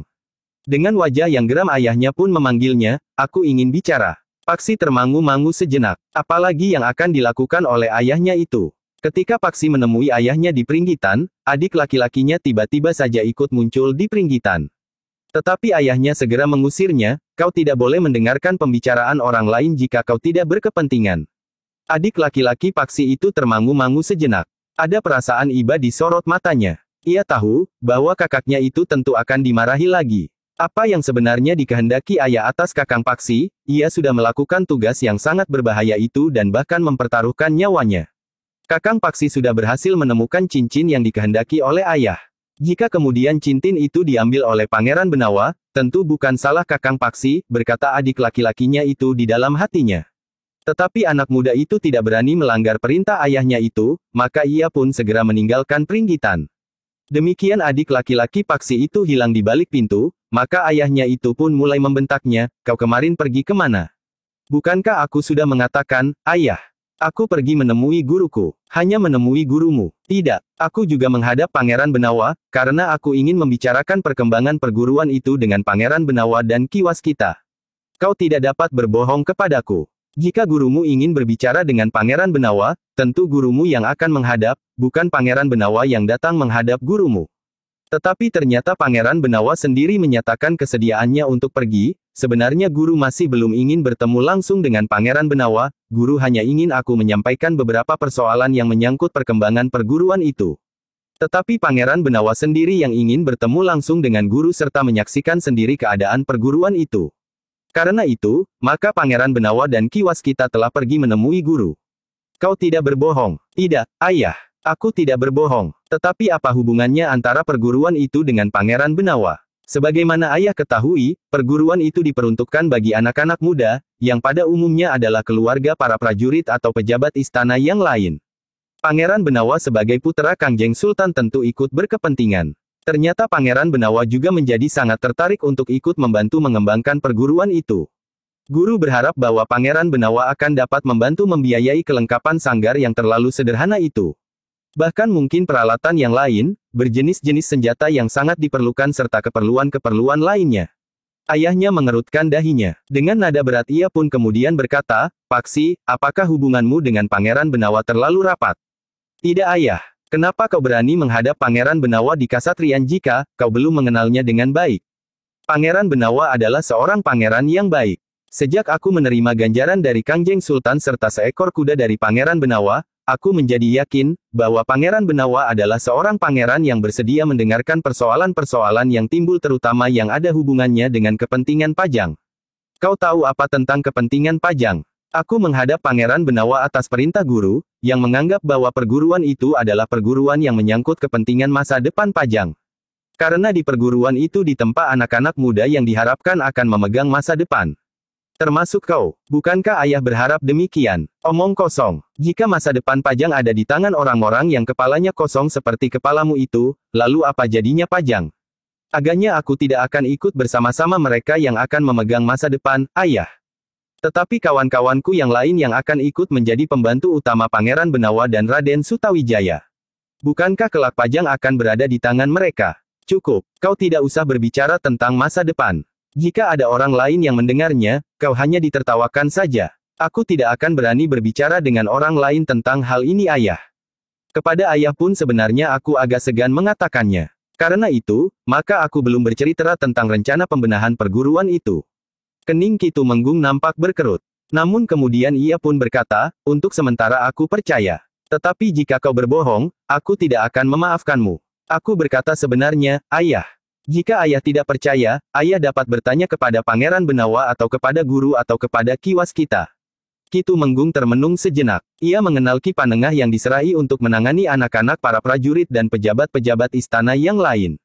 Ia pun telah mengirimkan Paksi kepadanya. Tetapi sudah setahun lebih Paksi meninggalkan perguruannya untuk mencari cincin yang hilang itu. Tetapi Ki Panengah itu pun telah pergi untuk waktu yang hampir sama, berkata Ki Tumenggung di dalam hatinya. Paksi masih duduk di hadapan ayahnya dengan kepala tunduk. Untuk beberapa saat keduanya saling berdiam diri. Baru kemudian Ki Tumenggung itu pun bertanya, kau tadi pergi kemana? Aku menemui guru, ayah. Guru sedang mempersiapkan sanggar dan kelengkapan lainnya, karena guru akan mulai beberapa hari lagi, di permulaan bulan depan ini. Ki Tumenggung tidak menyahut. Hanya dahinya sajalah berkerut. Selama guru pergi, perguruan itu dipimpin oleh Paman Windu. Tetapi tampaknya wibawa Paman Windu kurang memadai untuk memimpin perguruan itu selama guru pergi. Ki Tumenggung tidak menghiraukannya lagi. Katanya, pergilah, lain kali kau tidak usah membual tentang kepemimpinan Pajang masa mendatang. Kau tidak usah berbicara yang kau tidak mengetahuinya. Aku hanya menirukan guru. Gurumu pun tidak tahu apa-apa, ia hanya mengetahui tentang padepokannya, tentang murid-muridnya dalam olah kanuragan dan tentang dirinya sendiri. Paksi tidak menjawab lagi tetapi kemudian ia pun bangkit sambil berkata, aku akan pergi ke belakang, ayah. Ayahnya sama sekali tidak menghiraukannya. Ki Tumenggung itu justru memandang ke kejauhan. Memandangi dedaunan yang berkilat-kilat ditimpa cahaya matahari. Untuk beberapa lama ayah Paksi itu masih duduk di peringgitan.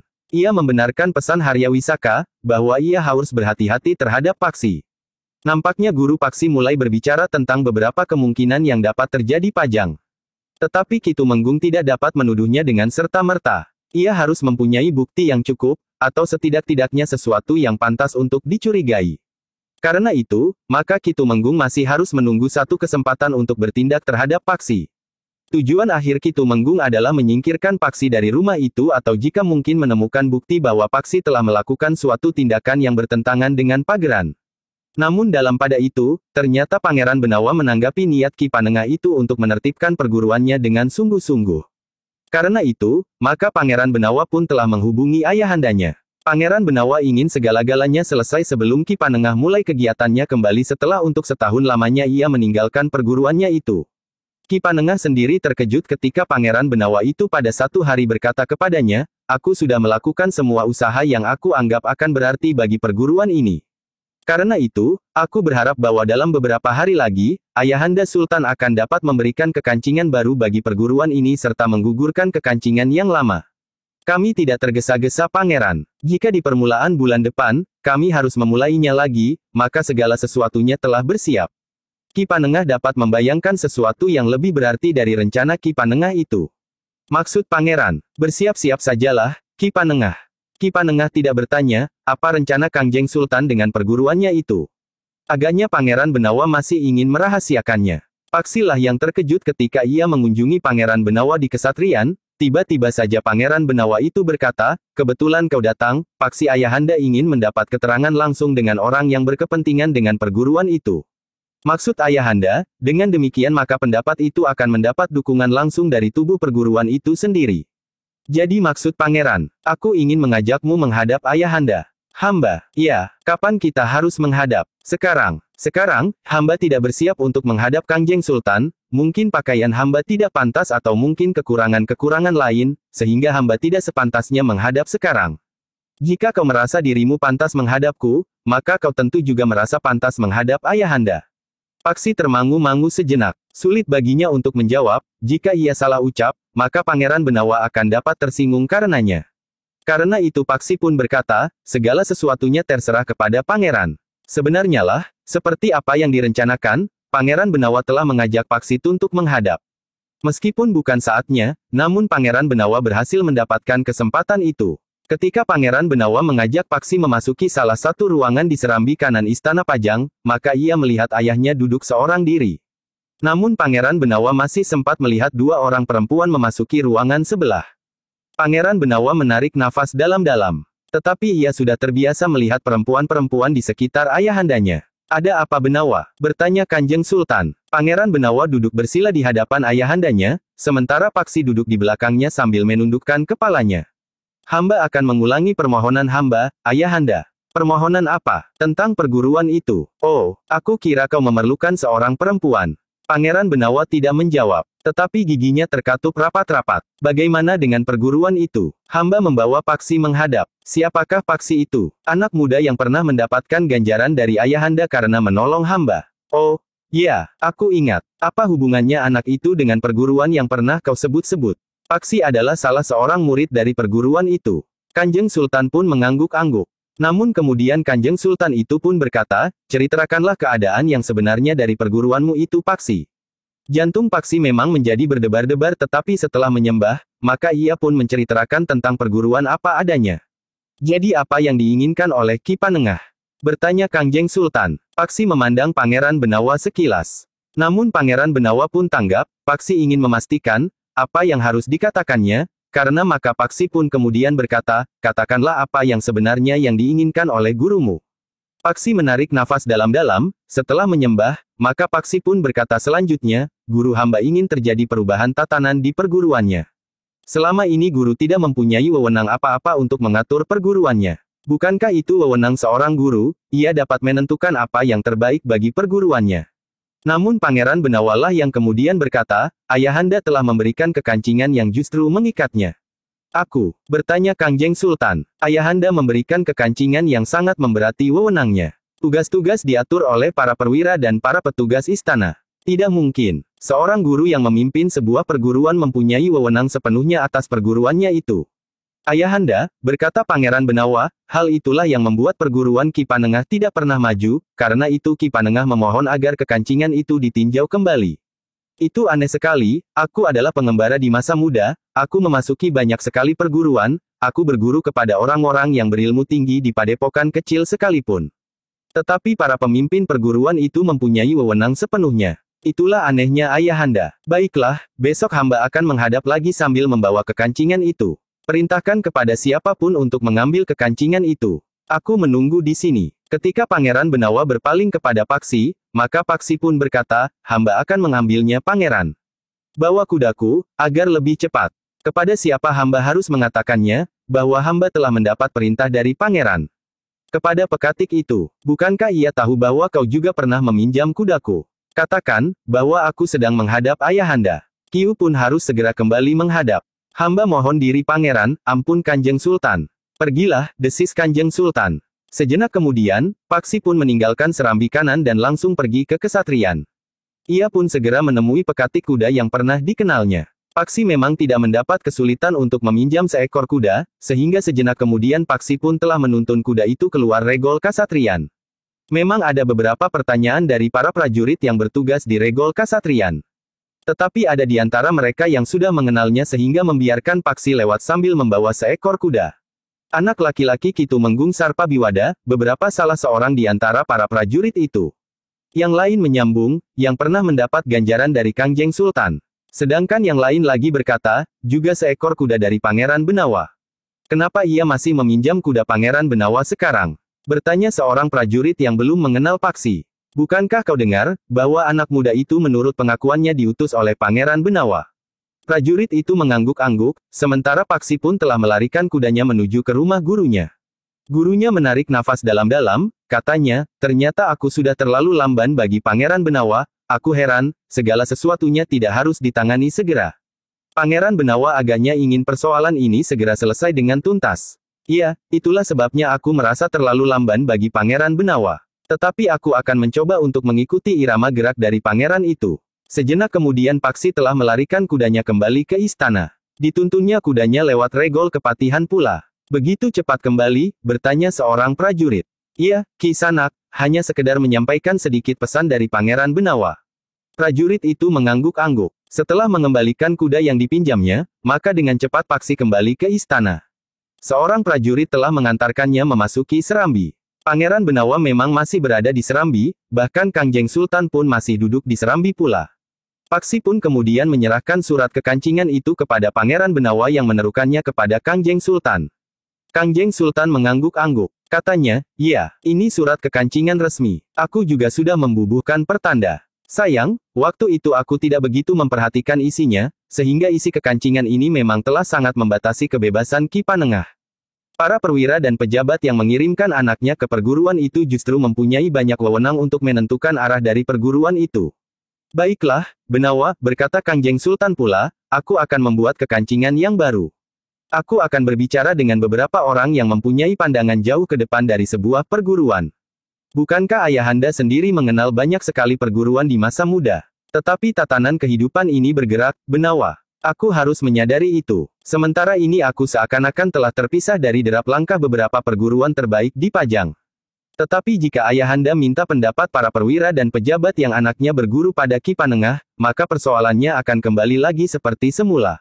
Aku mengeri. Jika saja Ayahanda memperbincangkannya dengan Ki Gede Pemanahan. Baik, aku akan berbicara dengan Kakang Pemanahan. Baiklah hamba berdua mohon diri sekarang. Terima kasih atas perkenan Ayahanda, mudah-mudahan segala sesuatunya lekas selesai sehingga Ki Panengah dapat segera mulai. Kangjeng Sultan tersenyum. Katanya, jika kau merasa terlalu lama, kau dapat memperingatkan aku, Benawa. Hamba Ayahanda. Demikianlah, maka Pangeran Benawa dan Paksi pun segera meninggalkan serambi istana. Paksi tidak langsung pulang, tetapi ia singgah beberapa lama di Kasatrian. Namun setiap kali, seorang abdi yang bekerja di Kasatrian yang juga menjadi pengikut Haryawisaka, selalu mengawasinya dan kemudian melaporkannya kepada Haryawisaka. Dengan sedikit upah, abdi itu melakukan tugas itu dengan bersungguh-sungguh. Karena itulah, maka Ki Tumenggung Sarpabiwada yang harus menjawab pertanyaan-pertanyaan Haryawisaka, di malam hari telah memanggil Paksi. Apa yang kau lakukan di Kasatrian tadi, Paksi? Paksi mengerutkan dahinya. Hampir saja ia bertanya, dari mana ayahnya mengetahuinya, bahwa ia berada di Kasatriyan, namun niatnya itu diurungkannya. Apa yang kau lakukan di Kasatriyan itu, hei? Desak ayahnya. Paksi tidak ingin berkata terus terang bahwa bersama Pangeran Benawa ia menghadap Kangjeng Sultan untuk membicarakan masalah perguruannya. Ayahnya termasuk salah seorang perwira yang ikut mengatur perguruan itu, sehingga jika ayahnya mengetahuinya, maka bersama kawan-kawan, ia tentu akan berusaha menggagalkan perubahan yang sedang direncanakan itu. Karena itu, maka Paksi pun menjawab, Pangeran Benawa tengah memamerkan kuda-kudanya kepadaku, ayah. Aku telah dimintanya untuk mencoba kudanya yang terbaru. Kau tahu apa tentang kuda? Ayahnya justru membentaknya. Aku sudah mengatakan kepada Pangeran Benawa, bahwa aku tidak tahu apa-apa tentang kuda. Tetapi Pangeran Benawa memang ingin memamerkannya kudanya itu. Kau tentu berbohong. Kenapa aku berbohong? Jika ternyata kau berbohong, maka kau akan menyesal. Paksi termangu-mangu sejenak. Ayahnya memang sering mengancamnya. Tetapi ancaman ayahnya kali ini membuatnya berdebar-debar. Namun Paksi sama sekali tidak berniat untuk mengendorkan usahanya. Ia masih selalu datang kepada gurunya dan sekali-sekali ke Kasatriyan. Namun setiap kali ia datang ke Kasatriyan, ayahnya selalu bertanya kepadanya. Tetapi Paksi tidak sebodoh dugaan ayahnya. Kenyataan bahwa ayahnya setiap kali mengetahuinya bahwa ia berada di Kasatriyan telah membuatnya curiga. Bahkan kemudian Paksi pun telah menyampaikannya kepada Pangeran Benawa. Jangan hiraukan, tentu ada salah seorang abdi di sini yang berhubungan dengan ayahmu. Mungkin sekali, Pangeran, aku akan segera menemukan orang itu. Lebih banyak abdiku yang setia daripada mereka yang bersedia diupah orang untuk maksud-maksud tertentu. Hamba Pangeran. Nah, untuk mengamankan jawabmu kepada ayahmu, bawalah seekor kudaku pulang.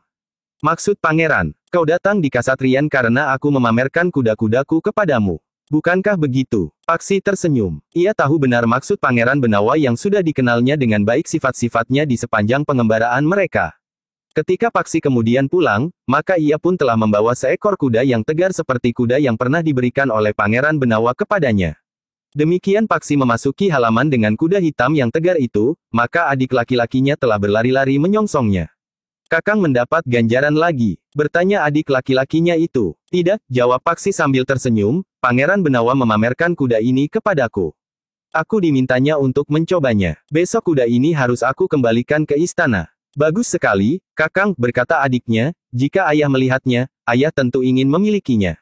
Bukankah ayah sudah mempunyai beberapa ekor kuda? Tetapi kuda ayah tidak ada yang setegar kuda ini dan kuda Kakang yang Kakang terima dari Pangeran Benawa itu bahkan ayah pernah berkata kepadaku, mungkin di luar sadarnya, bahwa ayah ingin menukar kudamu itu dengan salah satu kuda ayah. Paksi tertawa pendek. Katanya, kuda itu adalah kuda ganjaran. Jika ayah ingin mempergunakannya, aku tidak berkeberatan. Tetapi tidak untuk ditukar. Jika pada suatu hari Pangeran Benawa bertanya, kuda itu masih tetap ada padaku. Adik laki-laki Paksi itu mengangguk-angguk. Katanya, iya, jika kuda itu bukan ganjaran, dapat saja Kakang menjualnya. Paksi masih saja tertawa. Sambil menepuk bahu adiknya ia pun berkata, kau ingin berkeliling kota dengan kudaku. Kuda Kakang yang tegar itu. Iya, lalu Kakang, aku dengan kuda hitam ini. Sekarang, Paksi justru menjadi ragu-ragu. Hampir berbisik ia pun bertanya, ayah ada di rumah? Tidak, ayah belum pulang sejak pagi tadi. Paksi menarik nafas dalam-dalam. Katanya, nah, kau minta izin kepada ibu. Adik laki-laki Paksi itu pun kemudian telah minta izin kepada ibunya untuk bersama-sama dengan Paksi berkuda berkeliling kota. Aku ingin memenuhi permintaan Pangeran Benawa untuk mencoba kuda hitamnya itu, ibu. Tetapi jangan terlalu lama, nanti ayahmu mencarimu. Keduanya pun kemudian telah meninggalkan halaman rumahnya. Keduanya berputar-putar di jalan-jalan kota beberapa lama. Kawan-kawan Paksi yang bertemu di jalan, terheran-heran melihat kuda Paksi yang besar dan tegar itu. Adik laki-laki Paksi pun merasa bangga duduk di atas kuda yang besar dan tegar itu. Meskipun itu kuda kakaknya, aku juga ingin mempunyai kuda sendiri, berkata adik laki-laki Paksi itu. Paksi tersenyum. Katanya, pada suatu saat ayah tentu akan memberimu seekor kuda yang baik. Tetapi kau tidak boleh tergesa-gesa. Jika kau selalu mendesaknya, ayah justru akan dapat menjadi kecewa terhadapmu. Adik laki-laki Paksi itu mengangguk-angguk.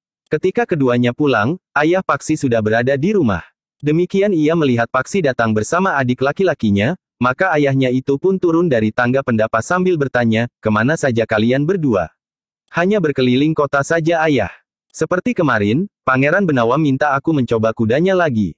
Meskipun aku mengatakan bahwa aku tidak dapat menilai seekor kuda, tetapi aku dipaksanya untuk membawa seekor kudanya yang termasuk baru. Ayahnya itu ternyata tidak dengan serta-merta marah kepadanya. Bahkan ayahnya itu nampaknya tertarik kepada kuda yang berwarna hitam itu. Dieluskan kepala kuda itu sambil berdesis, kuda yang sangat bagus. "Iya, ayah," sahut Paksi. "Kenapa tidak kau kembalikan ke Kasatriyan? Pangeran Benawa memerintahkan untuk membawa barang semalam. Besok aku harus memberikan pendapatku tentang kuda ini." Ayahnya mengangguk-angguk. Namun ia tidak bertanya lagi. Paksi pun kemudian membawa kuda hitam itu ke kandang sebagaimana adiknya telah membawa kudanya. Setelah kedua ekor kuda itu dimasukkan ke dalam kandang, maka Paksi dan adik laki-lakinya pun masuk ke serambi. Dengan nada berat adiknya pun berkata, "Seharusnya ayah sudah memberikan seekor kuda kepadaku." Paksi tersenyum. Katanya, "Bukankah sama saja bagimu? Apakah kuda itu diberikan kepadamu atau tidak, tetapi kau akan dapat memakainya. Tentu saja harus seizin ayah. Nah, itu bedanya. Jika kuda itu sudah diberikan kepadaku, setiap kali aku tidak perlu minta izin. Kau memang harus minta izin. Meskipun kuda itu kudamu sendiri, kau juga harus minta izin. Setidak-tidaknya minta izin untuk pergi meninggalkan rumah." Adik laki-laki Paksi itu mengangguk-angguk. Namun ia pun kemudian berkata, "Tetapi bukankah aku tidak harus minta izin untuk naik kuda berputar-putar di halaman ini?" Paksi tertawa. Katanya, "Halaman ini akan menjadi seperti dangir. Tanahnya akan menjadi tidak rata lagi karena kaki kudamu itu." Adik Paksi itu mengangguk-angguk. Katanya, "Iya, ayah tentu akan marah. Kecuali jika hanya sekali-sekali saja." Paksi tertawa berkepanjangan. Namun kemudian Paksi pun telah pergi ke biliknya. Dilepasnya bajunya, kemudian anak muda itu pergi ke pakiwan. Sudah menjadi kebiasaan Paksi untuk menimba air sendiri sebelum mandi. Kadang-kadang pembantu di rumah itu minta kepadanya untuk tidak usah menimba air sendiri. Tetapi Paksi selalu menjawab sambil tersenyum. "Aku harus tetap sehat. Cara ini adalah salah satu cara yang paling mudah. Aku akan berkeringat. Jika hal ini aku lakukan setiap hari 2 kali, maka aku tidak akan mudah jatuh sakit. Keringatku akan selalu mengembun dan otot-ototku bergerak dengan beban yang tidak terlalu besar." Para pembantu di rumah itu tidak dapat memaksanya untuk berhenti menimba air. Justru karena Paksi melakukannya, maka adik laki-lakinya pun menirukannya. Ia ingin tubuhnya menjadi nampak sehat seperti tubuh Paksi. Tetapi Paksi masih belum memperkenalkan adiknya dengan sanggar olah kanuragan. Ia belum pernah mengajak adiknya ke perguruannya. Paksi tidak tahu apakah hal itu akan disetujui oleh ayahnya atau tidak. Jika Paksi mendahului ayahnya, maka ayahnya tentu akan menjadi marah kepadanya. Dalam pada itu, ketika Paksi pergi ke Kasatriyan di keesokan harinya untuk mengembalikan kuda hitam itu, maka Pangeran Benawa pun berkata, "Paksi, aku sudah menemukan orang yang selalu mengawasi kehadiranmu di Kasatriyan ini." "Siapa Pangeran?" "Salah seorang juru taman yang selalu membersihkan dan membenahi petamanan di depan Kasatriyan." "Apakah Pangeran sudah berbicara dengan orang itu?" "Tidak. Kita biarkan saja orang itu mengawasimu. Kau harus tetap pada keteranganmu kepada ayahmu. Kau datang karena kuda-kudaku." Paksi pun tersenyum. Sambil mengangguk hormat ia pun berkata, "Hamba Pangeran. Tetapi yang perlu kau ketahui, juru taman itu tidak bekerja bagi ayahmu." Paksi mengerutkan dahinya. Dengan ragu-ragu ia pun bertanya, "Jadi, ia bekerja bagi Harya Wisaka? Orangku yang mengikutinya melihatnya berhubungan dengan Harya Wisaka. Jika demikian, iya, ayahmu memang selalu berhubungan dengan Harya Wisaka." Paksi menarik nafas dalam-dalam. Katanya, "Apakah yang sebaiknya hamba lakukan, Pangeran? Untuk sementara, kau tidak usah berbuat apa-apa. Kau amati saja, apa yang dilakukan oleh ayahmu. Tentu saja yang dapat kau ketahui, karena kau tentu tidak akan mungkin dapat mengikuti gerak-gerik ayahmu jika kau tidak ingin dipelintir lehermu. Jika kau dapat mempertahankan diri, ayahmu tentu tidak akan dapat melakukannya. Tetapi kau tentu tidak akan dapat melawan ayahmu, sehingga kau akan membiarkan lehermu berkisar separuh putaran." Paksi mengerutkan dahinya. Tetapi ketika Pangeran Benawa tertawa, maka Paksi pun tertawa pula. Beberapa lama Paksi berbincang dengan Pangeran Benawa. Namun kemudian Paksi pun bertanya, "Apakah Ki Waskita sudah tidak sering berada di Kasatriyan?" "Ki Waskita sekarang berada di rumah gurumu. Ia sedang membantu mempersiapkan beberapa hal yang perlu menanggapi perubahan-perubahan yang mungkin akan terjadi. Aku kemarin berada di rumah guru. Aku tidak melihat Ki Waskita. Mungkin Ki Waskita sedang bepergian. Kau tahu, bahwa Ki Waskita tidak akan betah untuk tinggal di rumah saja. Mungkin ia melihat-lihat keadaan di luar pintu gerbang kota Pajang. Aku nanti juga akan pergi ke rumah guru. Mudah-mudahan Ki Waskita sudah pulang. Kau akan dapat berbicara dengan kedua orang gurumu itu." Sementara ayahanda sudah mempersiapkan surat kekancingan yang baru. Aku kira dalam 2-3 hari, surat kekancingan itu sudah siap. Agaknya, tidak ada orang lain mendengarnya kecuali Ki Gede Pamenahan. Syukurlah, Pangeran. Karena itu, surat kekancingan itu akan mengejutkan bagi beberapa orang, perubahan yang akan terjadi di perguruan akan mengandung arti yang sangat penting. Paksi mengangguk-angguk. Sementara Pangeran Benawa berkata selanjutnya, perguruan itu akan benar-benar menjadi tempat untuk menempa anak-anak muda lahir dan batin. Tidak dikendalikan oleh orang-orang yang ingin memanjakan anak-anaknya. Tetapi yang penting, di perguruan itu akan dapat dipersiapkan anak-anak muda bagi masa depan Pajang menurut jalan yang lurus. Itulah yang tidak dikehendaki oleh beberapa orang yang dengan sengaja ingin memperlemah Pajang. Paksi mengangguk-angguk. Sementara Pangeran Benawa pun berkata selanjutnya, Paksi, kau adalah salah seorang anak muda yang dipersiapkan itu. Karena itu, kau harus mengetahuinya, bahwa perguruan itu dengan sengaja dikaburkan kepastian kedudukannya. Ada beberapa orang yang sengaja melihat kekaburan arah dari perguruan itu, sementara mereka mengundang guru yang lain untuk menempa anak-anak mereka. Maksud Pangeran, mungkin karena kau sudah setahun lebih tidak berada di Pajang.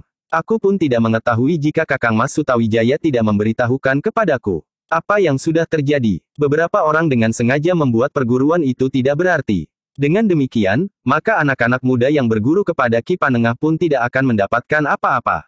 Orang-orang itu, menurut gelar lahiriahnya, juga mengirimkan anak-anak mereka. Tetapi di samping berguru kepada Ki Panengah, mereka juga memanggil seorang guru yang lain, yang jalan pikirannya sejalan dengan mereka, mempersiapkan anak-anak mereka bagi masa depan Pajang sesuai dengan gagasan mereka. Pajang yang tentu saja lain dengan Pajang yang sekarang. Celakanya, ayahanda Kangjeng Sultan tidak segera tanggap akan persoalan itu meskipun beberapa orang yang setia kepada ayahanda sudah memberitahukannya. Paksi mengangguk-angguk, sementara Pangeran Benawa pun berkata selanjutnya, aku pernah berkata kepadamu, Paksi, bahwa tidak baik seseorang menyatakan cacat keluarganya, kekurangan dan bahkan kejelekan orang tuanya. Tetapi karena hal ini menyangkut kepentingan yang lain bagi Pajang, maka aku tidak dapat menahan diri untuk tidak mengeluh. Tetapi bukankah belum terlambat untuk ditangani, Pangeran? Mudah-mudahan, Kakang Mas Sutawijaya juga mempunyai pendapat yang akan sangat berarti yang akan disalurkan lewat Ki Gede Pemanahan tentang perguruan Ki Panengah itu. Ki Gede Pemanahan percaya, bahwa Ki Panengah akan dapat menuntun beberapa orang anak muda yang bersungguh-sungguh, untuk menjadi orang yang kelak ikut memegang kendali tanah ini. Mudah-mudahan, Pangeran, desis Paksi. Nah, jika kau akan menemui gurumu, pergilah. Katakan kepada Ki Panengah bahwa dalam waktu dekat, perguruannya akan mendapatkan kedudukan yang lebih pasti dan tentu saja lebih baik dari sekarang. Hamba Pangeran, sahut Paksi. Namun kemudian ia pun bertanya, bagaimana dengan juru taman itu? Ia ada di depan. Jika kau melihat seorang yang membawa bumbung berisi air kian kemari sambil menyiram tanaman yang sudah basah, itulah orangnya. Bagaimana Pangeran mula-mula mengetahuinya? Sudah aku katakan, bahwa juru tamanku lebih banyak yang setia daripada yang matanya tertutup oleh keping-keping uang. Paksi mengangguk-angguk. Ketika ia kemudian mohon diri dan meninggalkan Kasatriyan, maka Paksi justru mendekati juru taman itu. Pangeran Benawa menjadi berdebar-debar. Ia masih ingin membiarkan orang itu tetap berada di taman, justru untuk menjadi jembatan untuk mengamati Harya Wisaka. Jika Paksi menyebut hubungan orang itu dengan Harya Wisaka, maka jembatan itu akan terputus. Tetapi ternyata Paksi hanya berkata, Paman, bukankah kau dapat mencangkok? Orang itu menjadi gagap. Jantungnya sudah berdegup keras, tetapi ketika Paksi bertanya tentang kemampuannya mencangkok, maka ia pun menarik nafas dalam-dalam. Tentu Raden, aku dapat mencangkok pohon yang memang memungkinkan untuk dicangkok.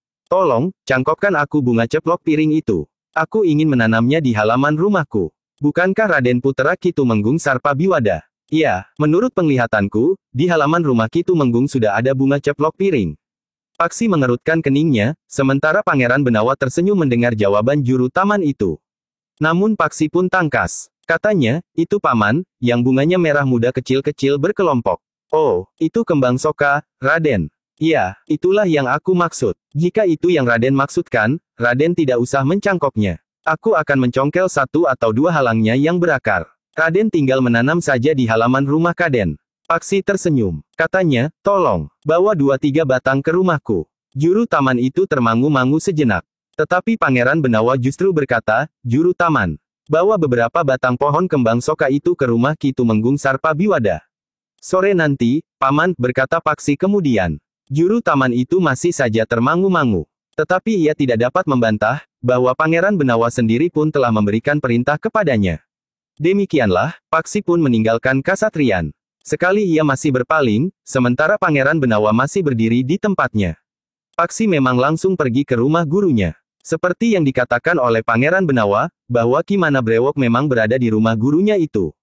Kami sudah mempersiapkan segala sesuatunya, berkata Ki Panengah. Meskipun tempat ini masih belum pantas dan bahkan tidak memenuhi syarat untuk disebut sebuah padepokan, tetapi tempat ini akan dapat kami pergunakan untuk merintisnya. Sebuah padepokan memerlukan tempat yang luas. Bukan saja untuk mendirikan bangunan di atasnya, tetapi untuk menyangga kehidupan padepokan itu, harus tersedia tanah persawahan atau pategalan atau semacamnya. Lambat laun, guru, desis Paksi, dalam 2 atau 3 hari ini, akan ada pembahasan kedudukan perguruan ini. Setelah hal itu jelas, maka guru akan dapat menentukan langkah-langkah yang memadai. Ki Panengah mengangguk-angguk. Katanya, kita harus mengucapkan terima kasih yang sebesar-besarnya kepada Pangeran Benawa yang telah banyak membantu kita. Juga Raden Sutawijaya, desis Paksi. Iya, tentu, sahut Ki Panengah. Sementara itu, Ki Marta Brewok pun berkata, jika saatnya tiba, maka kau pun harus segera mematangkan ilmumu, Pak. Nampaknya di Pajang, keadaan tidak kalah berbahayanya dengan daerah pengembaraanmu itu. Iya, Ki Marta, mudah-mudahan segalanya segera selesai. Demikian, beberapa saat kemudian Paksi pun telah minta diri untuk pulang. Jika ia terlalu lama pergi, ayahnya akan selalu bertanya kemana saja ia pergi hari itu. Ketika Paksi sampai di rumah, ternyata ayahnya masih belum pulang. Karena itu, maka Paksi merasa bebas dari berbagai macam pertanyaan yang kadang-kadang sulit untuk dijawab. Baru beberapa saat kemudian, terdengar derap kaki kuda ayahnya memasuki regol halaman. Menjelang sore hari, seperti biasanya, ayahnya duduk pringgitan sambil minum minuman hangat. Sementara itu Paksi sengaja berada di longkangan bersama kedua adiknya. Ketiganya sibuk menyayangi pohon-pohon bunga yang ada di longkangan. Adiknya laki-laki mengambil air di dalam bumbu dari sumur. Kemudian dituangkannya di sebuah pengaron kecil. Dari pengaron itu adiknya perempuan menyirami tanaman yang baru saja didangir. Pada saat itulah, Paksi mendengar ayahnya berbicara di halaman depan. Dengan serta-merta Paksi pun telah mengetrapkan Aji Sabta Pangrungu untuk mendengarkan pembicaraannya dengan seseorang di halaman. Untuk apa kau datang kemari? Bukankah kau salah seorang pesuruh Haryawisaka yang pernah menemui aku di alun-alun?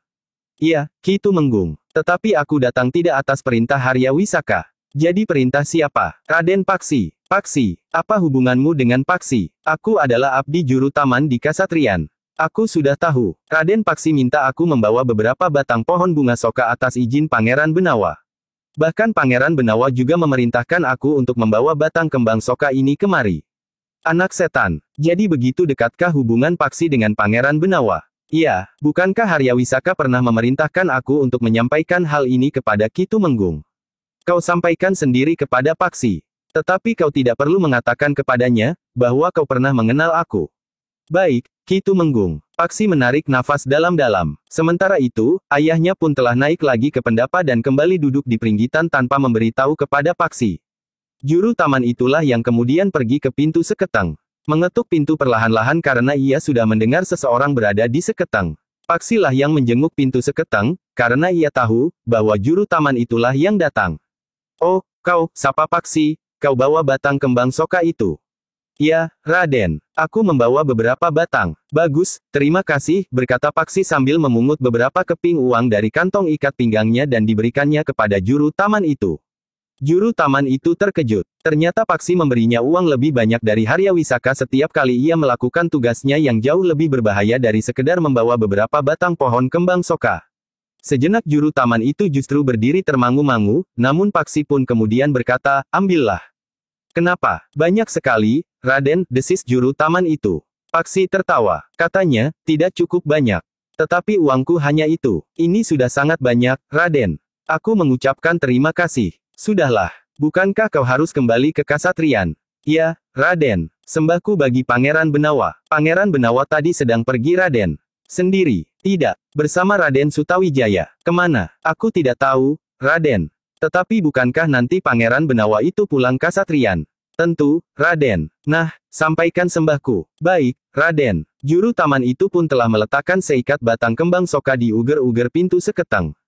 Kemudian mengangguk hormat sambil mohon diri, ampun, Raden. Aku mohon diri. Juru taman itu pun kemudian telah meninggalkan pintu seketang. Setelah mengambil seikat batang kembang soka, Paksi menutup pintu seketang.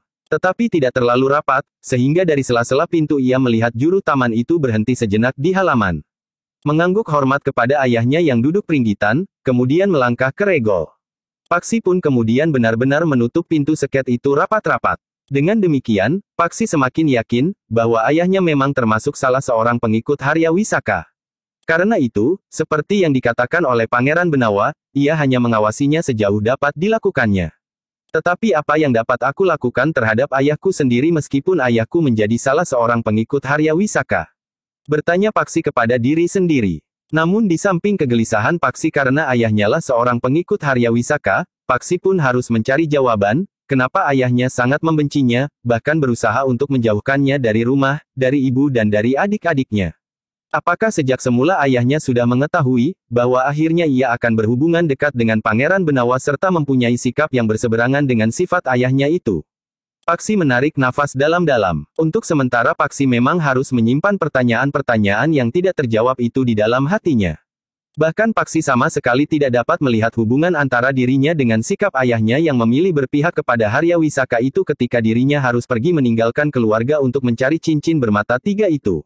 Di hari berikutnya, Paksi telah berada di rumah gurunya lagi. Seperti biasanya ia pun telah membantu membenahi sanggar serta kelengkapannya, sehingga jika surat kekancingan yang baru itu datang, maka segala sesuatunya akan segera dapat tersesuaikan. Di hari berikutnya lagi, ketika Paksi datang ke rumah gurunya, Ki Marta Brewok agaknya sudah menunggunya. Paksi, berkata Ki Marta Brewok, aku baru saja datang dari Kasatriyan. Oh, Paksi mengangguk dalam-dalam. Kau dan gurumu dipanggil oleh Pangeran Benawa. Aku dan guru. Iya, tetapi Pangeran Benawa berpesan agar kau pergi sendiri lebih dahulu ke Kasatriyan. Baiklah, Ki Marta, aku akan pergi menghadap, lalu kepada Ki Panengah Paksi pun berkata, aku mendahului guru, sebagaimana perintah Pangeran Benawa. Pergilah, nanti aku akan segera menyusul. Tentu ada yang penting, sehingga Pangeran Benawa telah memanggil kita untuk menghadap. Ketika Paksi sampai di Kasatriyan, maka ditemuinya selain Pangeran Benawa juga Raden Sutawijaya. Nah, Paksi, surat kekancingan itu sudah siap. Kakang Sutawijaya lah yang telah menyusun surat kekancingan itu, hingga kau harus yakin, bahwa bunyinya akan sangat berarti bagi perguruanmu itu. Hamba Pangeran, Paksi pun mengangguk hormat, hamba dan seluruh perguruan hanya dapat mengucapkan terima kasih kepada Pangeran Benawa, kepada Raden Sutawijaya dan tentu saja kepada Kangjeng Sultan Hadiwijaya di Pajang. Satu lagi yang belum kau sebut, Paksi mengerutkan dahinya. Pangeran kemudian berdesis, Ki Gede Pemanahan. Oh, hamba mohon ampun akan ketidaktahuan hamba. Ah, ayah tidak berbuat apa-apa. Tentu Paman Pemanahanlah yang mampu menuntaskan persoalan ini, sehingga sangat berkenan di hati ayahanda. Bukankah sejak Adimas menyampaikan hal ini kepada ayahanda Sultan sudah sependapat. Karena itu, maka ayah tinggal menekankannya. Namun bagaimanapun juga, hamba harus mengucapkan terima kasih kepada semua pihak yang telah bermurah hati pada perguruan hamba, berkata Paksi. Sudahlah, berkata Raden Sutawijaya, ayahanda Sultan sudah menunggu. Kita sebaiknya segera menghadap. Kita masih menunggu Ki Panengah dan Ki Waskita. Oh, aku kira Paksi akan mewakili perguruannya. Aku tadi minta kepada Ki Waskita untuk memanggil Paksi dan Ki Panengah. Tetapi sebaiknya Paksi tidak berjalan bersama Ki Panengah ke Kasatriyan ini. Karena itu, aku minta Paksi datang lebih dahulu. Baru kemudian Ki Panengah bersama Ki Waskita akan menyusul. Raden Sutawijaya mengangguk-angguk sambil tersenyum. Katanya, Dimas Pangeran Benawa cukup berhati-hati. Ada pengikut Harya Wisaka di taman. Maksudku, seorang juru taman yang mendapat tugas mengawasi Paksi. Raden Sutawijaya mengangguk-angguk. Katanya kemudian, apapun tanggapan Paman Harya Wisaka, jika surat kekancingan itu sudah berada di tangan Ki Panengah, ia tidak akan dapat berbuat apa-apa. Tetapi ia dapat berbuat apa-apa terhadap Paksi, celakanya Harya Wisaka akan dapat mempergunakan tangan ayah Paksi sendiri. Raden Sutawijaya mengangguk-angguk. Memang lebih baik persoalan itu timbul setelah surat kekancingan itu benar-benar berada di tangan Ki Panengah. Apalagi jika Ki Panengah sudah mengambil langkah-langkah pelaksanaannya. Dalam pada itu, sebenarnya lah sesaat kemudian, Ki Waskita dan Ki Panengah pun telah datang di Kasatriyan. Raden Sutawijaya dan Pangeran Benawa segera membawa mereka untuk menghadap ayahandanya. Keempat orang itu telah diterima oleh Kangjeng Sultan di serambi samping. Seperti yang dikatakan oleh Pangeran Benawa, Kangjeng Sultan pun langsung pada persoalannya menyatakan bahwa surat kekancingan yang baru sudah siap dan akan langsung diserahkan kepada Ki Panengah. Hamba mengucapkan beribu terima kasih, Kangjeng Sultan. Aku minta maaf, bahwa surat kekancingan yang dahulu, sangat tidak adil bagi Ki Panengah. Waktu itu aku kurang teliti membaca bunyi surat kekancingan itu atau bahkan tidak membacanya sama sekali. Dan itu adalah satu kesalahan. Sekarang, aku cermati isinya. Apa yang tersurat dan apa pula maknanya. Apapun perintah Kangjeng Sultan, akan hamba terima dengan sebaik-baiknya. Demikian pula surat kekancingan yang terdahulu. Jika sekarang hamba akan menerima surat kekancingan yang baru, maka hamba hanya dapat mengucapkan terima kasih yang sebesar-besarnya. Kangjeng Sultan itu tersenyum. Namun ia pun masih bertanya, apakah menurut Ki Panengah akan lebih mantap jika surat kekancingan ini aku serahkan dalam satu upacara di Paseban Agung? Ampun Kangjeng Sultan, hamba tidak berhak memohon seperti itu. Apa yang hamba terima ini sudah merupakan kemurahan hati Kangjeng Sultan, sehingga bagi hamba sudah jauh lebih dari cukup. Jika demikian, dalam Paseban Agung mendatang, biarlah isi surat kekancingan itu dibacakan, agar semua pemimpin di Pajang mengetahuinya, terutama yang mengirimkan anak-anaknya untuk berguru kepada Ki Panengah. Hamba hanya dapat mengucapkan terima kasih sekali lagi, Kangjeng Sultan. Nah, inilah surat kekancingan itu, Ki Panengah. Ki Panengah pun menyembah sambil menundukkan kepalanya dalam-dalam. Kemudian bergeser mendekati Kangjeng Sultan sambil berjongkok. Tangan Ki Panengah memang menjadi gemetar ketika menerima surat kekancingan itu. Sementara itu Kangjeng Sultan pun berkata, bacalah. Jika ada yang kurang sesuai dengan pikiranmu, katakan. Aku tidak akan berkeberatan untuk merubahnya. Hamba Kangjeng Sultan, sembah Ki Panengah dengan tangan yang masih gemetar. Ki Panengah itu pun telah membaca surat kekancingan yang baru saja diterimanya itu. Paksi mengikuti perubahan wajah Ki Panengah dengan sungguh-sungguh. Mula-mula dilihatnya wajah itu berkerut kemudian sekilas nampak cahaya yang ceria di mata Ki Panengah. Namun wajah itu pun menjadi tegang dan bersungguh-sungguh. Begitu Ki Panengah selesai membaca, maka Kangjeng Sultan Hadiwijaya itu pun bertanya, bagaimana menurut pertimbanganmu, Ki Panengah? Ki Panengah itu pun menyembah dengan takzimnya.